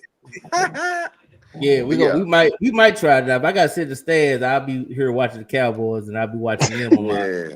I'll be watching them on my iPad. We'll see how it goes. I'm not really into watching it on the stands. I mean, I done earned my stripes from all that. I ain't, you know what I'm saying. I got plenty of places that's welcoming, like you said. I go where I'm loved as well. You know what I'm saying. And I'm not giving out social security numbers and all this other kind of stuff they've been asking for here lately. You know what I'm saying? Yeah, if you don't want me, just say no. Just say you don't. Right. Yeah. I ain't tripping. There's plenty of places to go and see some balls. So for sure. We'll see how everybody bounce back from these losses. I really was impressed with Lancaster this week. Honestly, they got to fine tune a few things offensively, but that defense is coming. I think they're gonna be something to deal with in 11-6A this year. I think North Crowley's got a deep receiving core. Quarterbacks coming along. It's just a thing where they just got to get that chemistry together. Yeah. I'm interested to see how Duncanville comes out. They've been off a week. They had a chance to look at everybody else this week. They kind of get thrown into 5. I think SOC probably is one of the hottest teams in DFW for sure. That's gonna be a good game at Choctaw. So we're gonna see. I'm gonna have to move around. What game you just said? SOC and Duncanville. No, it's not at Choctaw. It's gonna be at Duncanville. That's what I was. Speaking of red tape. Speaking of red tape. We don't want to go to Duncanville Stadium, dog. Yeah, they're gonna have them all up under the bleachers. You know, Tideville, they is not gonna have their team up under the bleachers. They're gonna be sitting up under that tree over there in that corner. They had a bats hanging upside down. When we left Friday, that's what they told us it was at Choctaw, so it was a change. Yeah. That's what they told us. We was over there talking and asking, but man, I don't want to go fight off the rats and bats, man. That might change. We'll see you over there. Cause Duncanville, they tough. If you gonna send me over there, can I not be on? I can't be on the visitor side. That's the worst side. They got no. That's the purpose of the badge. You go stand over there on the good side with shade. Okay, because the police treat you bad on the visitor side of Duncanville. Yeah, you're gonna be on one side. You can't walk on the track. Yeah, you ain't walking around. You the nachos cold. The restroom don't you work. corner, sit there. Yep. Be still. You see how y'all? All right. I don't go like Duncanville is terrible. For The me. nachos cold. They oh man. It's always good. That might change where I'm going. I'm gonna talk to Highlands. Man, just stop at Chubby's and get you a bite to eat, man. Go to Chubby's, get you a bite Talk to to eat. Highlands, man. See if I can't be Richardson full-time media guy. Shit. Are they what we doing? Who they got this week? Hey, this is it's time to go to sleep. It's time to enjoy my Labor Day now, man. Who Richardson got this week? Who Richardson got? Shoot. I'm just saying, man, they treat you good over there, bro. That's all I'm saying. I want to go where I'm appreciated. Yeah, I'm already told I'm pulling up over there, man. They got Plano. You know my guys Plano over won there. this week. They did. Plano did win. Yeah. Against Permian? Was that against Permian? Yeah. Yeah, they running back put up what 270 or something. Well, if they can't block that nose guard, you forget about it. Oh no, let me clarify that they not blocking him. Yeah, right. They not blocking him. It's gonna be a long day, and I'm telling you, it's gonna be a long day. Go ahead, Pastor. What you learned and what you looking forward to? What I learned, I put it where I'm disappointed. I'm disappointed in you, Allen, because I asked y'all to hang a C note on the Midland Spike Lee Rebels. Y'all fell a little short. I understand y'all, the Mercy rule and all that stuff, but yeah, man, I wanted y'all to hang a century mark on them, man. Going back with the name change, I'm disappointed in that. And I gotta give a shout out because I saw Keontae in the chat was about the small school. Let's talk about the Springtown Cupines. You take the pork off their name, y'all gonna be Springtown gonna do something this year. They're gonna do a little something and shock some folk out there. So shout out to them Cupines. And to the other little schools I already mentioned before. I mentioned all them boroughs. We'll talk about all 5 boroughs. Like I said, y'all gonna recognize and shout out. Oh, I got to say, shout out to my man, Coach Chris Pete Tillman up there in Terrell in the land of Eric Bishop, aka Jamie Foxx, on winning their first game of the season. They doing some great things up there in Terrell and Kaufman County. And again, man, I just keep telling you, I'm excited. The football season is finally here, and don't sleep. Again, don't sleep on Panther Creek. I pick Panther Creek gonna win this district, and shout out to Jalen Lott, who's not even the best athlete in the family, because his sister that's at USC fight on. Phelan, she's a better athlete than Jalen. So he's not even the best athlete in the family, man. It's like Reggie Miller and Cheryl Miller. I'm telling you, man. Y'all thought Reggie Miller could hoop, but Cheryl Miller, that's man. Yeah. Phelan, she's a outstanding athlete. So shout out to them. And again, y'all already know about CU come up to Tex Homer. The Dub, they give it a special shout out. And y'all let me know so y'all can get some of that tailgate, because that's what we do up here. And shout out to Solana and all of Tex Homer land on whooping up on them BFW teams. So shout out to them. And y'all, you can't do this, J-Mac. You can't do this, man. I know you said you're gonna get off the bandwagon with Arlington Lamar if they lost, and you got off the bandwagon. I'm hanging on, but I'm hanging on by 3. But you can't. Y'all sit up there and y'all want to say because they lost to a team that hadn't won in some years. I get that, but you gonna let a team that got beat by 40 acres and 2 mules? You gonna let them slide? You can't let DeSoto slide, man. They got beat by 42 points. Hold on, Pastor. I think some coming through my earpiece. I think Creekside just scored again. The score 76-35. My bad. They just scored again. You know what I'm saying, man? Damn. You cannot let that slide. And I love Coach Mathis, but anybody that talks in third person, you can't get beat by 42 points, man. And stare at the camera while you talk about in third person. It's diabolical. That was diabolical. You can't do that, man. You can't talk about Mathis do this, and this way Mathis do it. You can't do that. You can't talk in third person and then come out there. You can't do that. I love you, Coach. I love you. And please don't ban me or ban my team for when we come to the track meets this summer. But you can't let a team to get beat by 42 points, J Mac. You can't, man. Y'all can't do that. Creekside just scored again. Yeah, you know what, Jay? You know what, big bro? I'm gonna say this though with DeSoto, man. But it is. I mean, I'll be very concerned though, Mark and Jay, man. I'll be concerned, man. I'm DeSoto for sure. It's a lot of concern. I am concerned. I know they putting on a brave face and they go, and I believe everything gonna be okay when they go to 5A. But all I can do is talk about in the moment. And in the moment, it just don't look good, man. It just don't look good at all. And you can't stop the run. It's one game. I mean, you can't stop a nosebleed. That's the last two games. Joker's still running. Boosie just scored. I mean, they still running, bro. They still running. Oh, this just in. Creekside bought them first class flights back for the ass whooping. So it's getting crazy out here, man. Tonight. We gotta tonight, you know what I'm saying? I gotta get J-Mac to get my sad music out, you know what I'm saying? I wanna say a prayer for DeSoto. Hope they get it back on track. And my boy Lamont, I know he over there stressing out. You know what I'm saying? I'm gonna pray for my boy because I don't want him to be arguing with us all season. Because when Lamont losing, he talked to us bad in the chat. He tell everybody to shut up. And I want Lamont to be my friend this year, and I don't want him to be mad at me. And these are just jokes. He is truly lambing booty. That's why he got why. Well, Lamont gonna cuss us all Ron, out. I didn't come up with that name for him. He did that. He gonna cuss us out and not talk to us for about 2 weeks over this. I'm sorry, but Creekside just scored again, man. God damn. Y'all hard, man. Okay, I'm sorry. I just had to do that before we got on the show. Y'all hard, man. But Lamont, my boy. It's one game, man. One game. It's 2 games though. Mark and the Funky Bunch. This is 2 games, man. It's been the same. It's been the same formula for 2 games.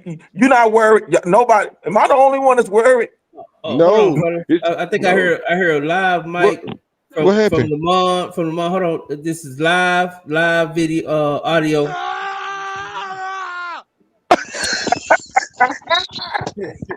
Oh man, y'all was wild. Hey, until DeSoto get back on track, we're gonna start calling them the 120 boys. In 2 games, they done gave up 120 points. That is unheard of. I mean, we need to see some defense out there. We need to see something. Lamont, let's get them together. You might have to go suit up, my boy, pull off guard, something. But we got to get it together. You got to. Let's go back. We got Coach Mathis pregame, postgame.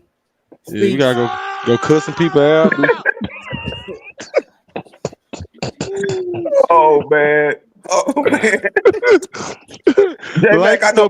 40. What you talking? You're not like the Peacock. You're not like Step. You know, and I know y'all talking about 7-on-7, but this, you know, I don't as far as developing quarterbacks and receivers, yes, and DBs for 7-on-7, but as far as translating over, but this goes back to the year of the wheel route. DeSoto been having issues since 7-on-7 last year with that wheel route. So man, you gotta fix it, man. Pastor, I mean, as a man of God, I think you should gather the congregation down at Eagle Drive and teach them how to cover the wheel route. Yes, sir.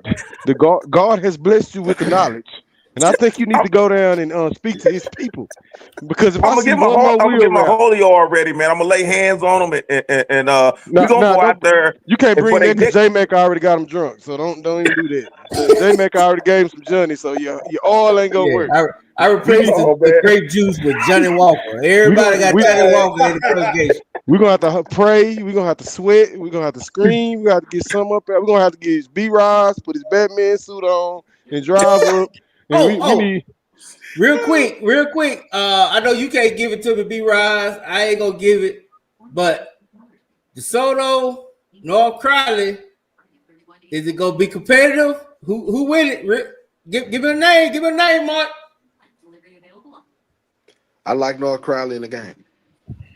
Don't say that, Mark. Don't do that. Why you do that? You love. I would pick North Crowley to win the game. They're at home. That's you ever been to that stadium? That's a tough place to play. Yeah, it's rocking. Home field advantage.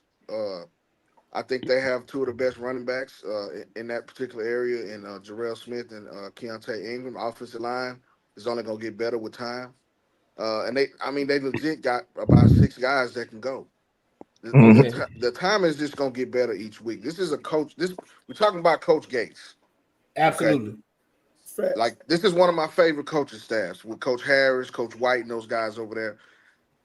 They're gonna be ready to play. You know what I'm saying? So with that being said, is it another faulty for DeSoto?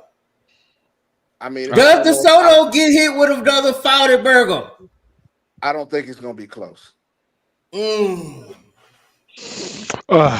want me to tell y'all this? I'm tell you. No, go ahead. But look. Before you say this though, look at the DeSoto teams that won state. Those were some special teams, and it's hard to keep that type of momentum going each year.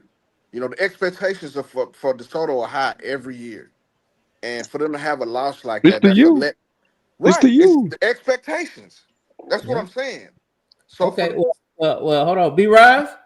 No. Do get a 40 burger again, man. You know what? I think it's not gonna be 40. I think they're gonna be nice. I think they're gonna run the clock out on them, man. No, I'm gonna say 28. It ain't be no 40 P. It's not gonna be 40. It ain't be 40, Jay. You're gonna be 20s. This just in. North Crowley scored before the game even started. Damn, y'all was hard. Yeah, shit, Jay, man. I think it's gonna be a 20-something. I don't see no 40 piece now. I don't see no 40. Nah, I don't think it's gonna be 40. I think it's gonna be somewhere by. I think if Gates and them connect on some of them balls they missed this past week, I think it's gonna be somewhere around 28 to 35 for North Crowley, and probably about. I'm gonna go 7 because you remember there was all kick returns. It might be 7 to 12 for DeSoto because I don't see in no way in the world that O-line blocking the front 7 in North Crowley. They are demonistic. They are playing like they hair on fire at all times. The only way I see DeSoto, seriously, I'm through joking. The only way I see DeSoto actually turning around this game and making it real close if they really get some of those D lineman guys to help on the O-line. Because, I mean, your guard, your tackle, and your center was on the ground half the plays this past week. And North Crowley ain't no slaps down from the Creek School out in Creek side just scored again. Damn, we got man, but we gonna have to. I mean, I don't want it to be a 40 burger, but they don't want it to be either because J Mega have a field day with that. So. It's not gonna be 40. I see a 40 piece. I'm gonna say a 20 piece. I do think that North Crowley front 7 is super active. They gave Lancaster Lord. fits. Yes, they active, bro. They are active, bro. Yeah. Then they all game too. I didn't see they wasn't gassing out either. It was all game. The only thing I see with them is if you can get some push in the run game, then you can slow them down and make the game slow. You can't do that to them because they're not a quick strike team like they was last year. You can slow, but DeSoto, if DeSoto puts on them D-line or O-line and they can figure it out a little bit, they can slow the game down because they do got Sarah Baker, one of the best running backs in the state. I mean, however he get the ball, he can do something with it. And we haven't got Booby. They haven't got Booby loose at all because I mean they don't have any blocking for the pass to get off. So I just hope they do something good this week because I really don't want to see them go out there and get massacred because it's a stain on Dallas when they go do that. I mean. But Creekside done scoring, y'all. The game over. I just meant to tell you. Man. Okay, I don't even know what to say, man. All right. Now, hey, J-Man, hold on, J-Man. Let me say this, bro. I had to get them back from the year they beat the hell out of us with Jonte. He was a senior, and they rode us for a whole year, so I just had to give them a little payback right there. No, I love them. I love my DeSoto Eagles, man. They some good old people, dog. It's crime-free DeSoto.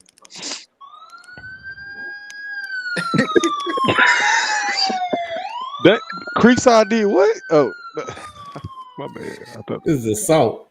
Oh, man. Without a deadly weapon. Battery. Okay. Oh man, I don't know what else to say, man. I ain't got nothing else now. Y'all got anything else? They gonna be fine, man. Man, y'all. I say again, you gonna have jet lag, and you got a short week. Even though I know they're gonna practice, but this Labor Day weekend, so they're gonna have a short week. And I only got one song because I'm gonna tell my age. Is "Baby Come to Me." If y'all don't know, that's about old Ingram, James Ingram. Ingram is gonna run all over DeSoto. Watch. And when he does, and it's gonna like you say, like B-Rod said, it's gonna be in that 20 to 28 range until DeSoto players start talking crazy. The North Crowley players, and they're gonna say, okay, we're gonna take our foot off your neck, but since you out here talking crazy. Because they're going to have a flashback to last year.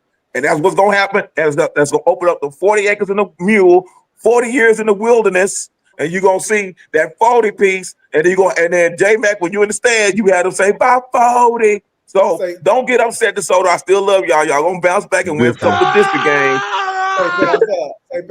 But it's going to be tough, man. It's going to be tough. You can't go on the road. You can't take the midnight train to Georgia and then come back on the short week. And not, oh man, come on. And they talking about a blackout in North Crowley. Man, it's gonna be lights out in North Crowley. But I'm finna go suit up, bro. I can't let them go out like this. We ain't going out like this. They better go out. We ain't going out like this. Them folks in Fort Worth, they fight back. Hold on. Yeah. Hey, don't even go out there woofing. Just go out there and play and go home. You in Crowley too. Them police gonna lock you up, buddy. I'm talking about the fans in North Crowley. They're a different breed. They're a different breed, dog. I ain't even gonna lie, dog. Like red ain't nowhere in their color scheme, and the whole side be red. Right? Red ain't nowhere in their color scheme. Like you can't even find red. Maybe play some football. Yeah, they say OG Preston's son caught a touchdown in the Take a with you, DeSoto. Take all that security. I gotta show love to DeSoto though, man. My boy LaDainian, my boy Rod over there. Y'all boys still got it, bro. Y'all just gotta figure it out. Shout out to Sarad, man. Sarad, I love this, my boy, dog. It's my boy. Booker scored on a kickoff return. That was nice. Sarad played his heart out, man. I feel bad for him. I mean, he was getting hit before the ball got to him. It was just like one person tackled the quarterback and the other person tackled Sarad before he can get the ball. It was crazy. But hey, man, shout out to them. They played hard. Hey, thanks for everybody tuning in, man. I had fun. Y'all had fun. Definitely, bro. I love talking some good football with a little jokes, man. And y'all boy, I know y'all boy. Let me say, I want to say this too, J, man, because I don't like typing no big long passages. I want to say, shout out to you boys who actually go to the games before you get online popping about teams you ain't seen. Y'all actually go and put y'all eyeballs on what's going on. You will be in the chat arguing with somebody who ain't even watched the game. Oh, don't say no names. Don't say man. You gonna? I ain't gonna say pastor. We ain't gonna say no names because we already ain't gonna get no offer for this service. They already didn't gonna give us no ties.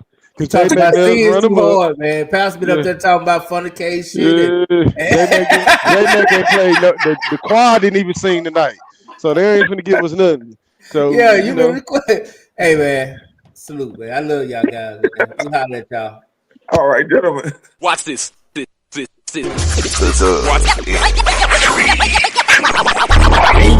Football talk is a big hit. Sunday nights to Wednesday nights, we striking a match cause we lit. Y'all know the name, we call it the Dub. On Friday nights, it feel like a club. Getting that VIP treatment on the sideline, they showing us love. Great interview. Shout out to the Dub. Hey, watch this. Hey, number one Dub. Football talk is a big hit. Sunday nights to Wednesday nights, we striking a match cause we lit. Y'all know the name, we call it the dub. On Friday nights, it feel like a club. Getting that VIP treatment on the sideline, they showing us love. Great interviews, go hugs, put it in work, go rub. Texas youth and high school talking to page on Facebook, hold up. Coach trying to stand on the scene, giving advice, he knew what he mean. Jay Mack, he be on the scene, rocking the gear, it's so clean.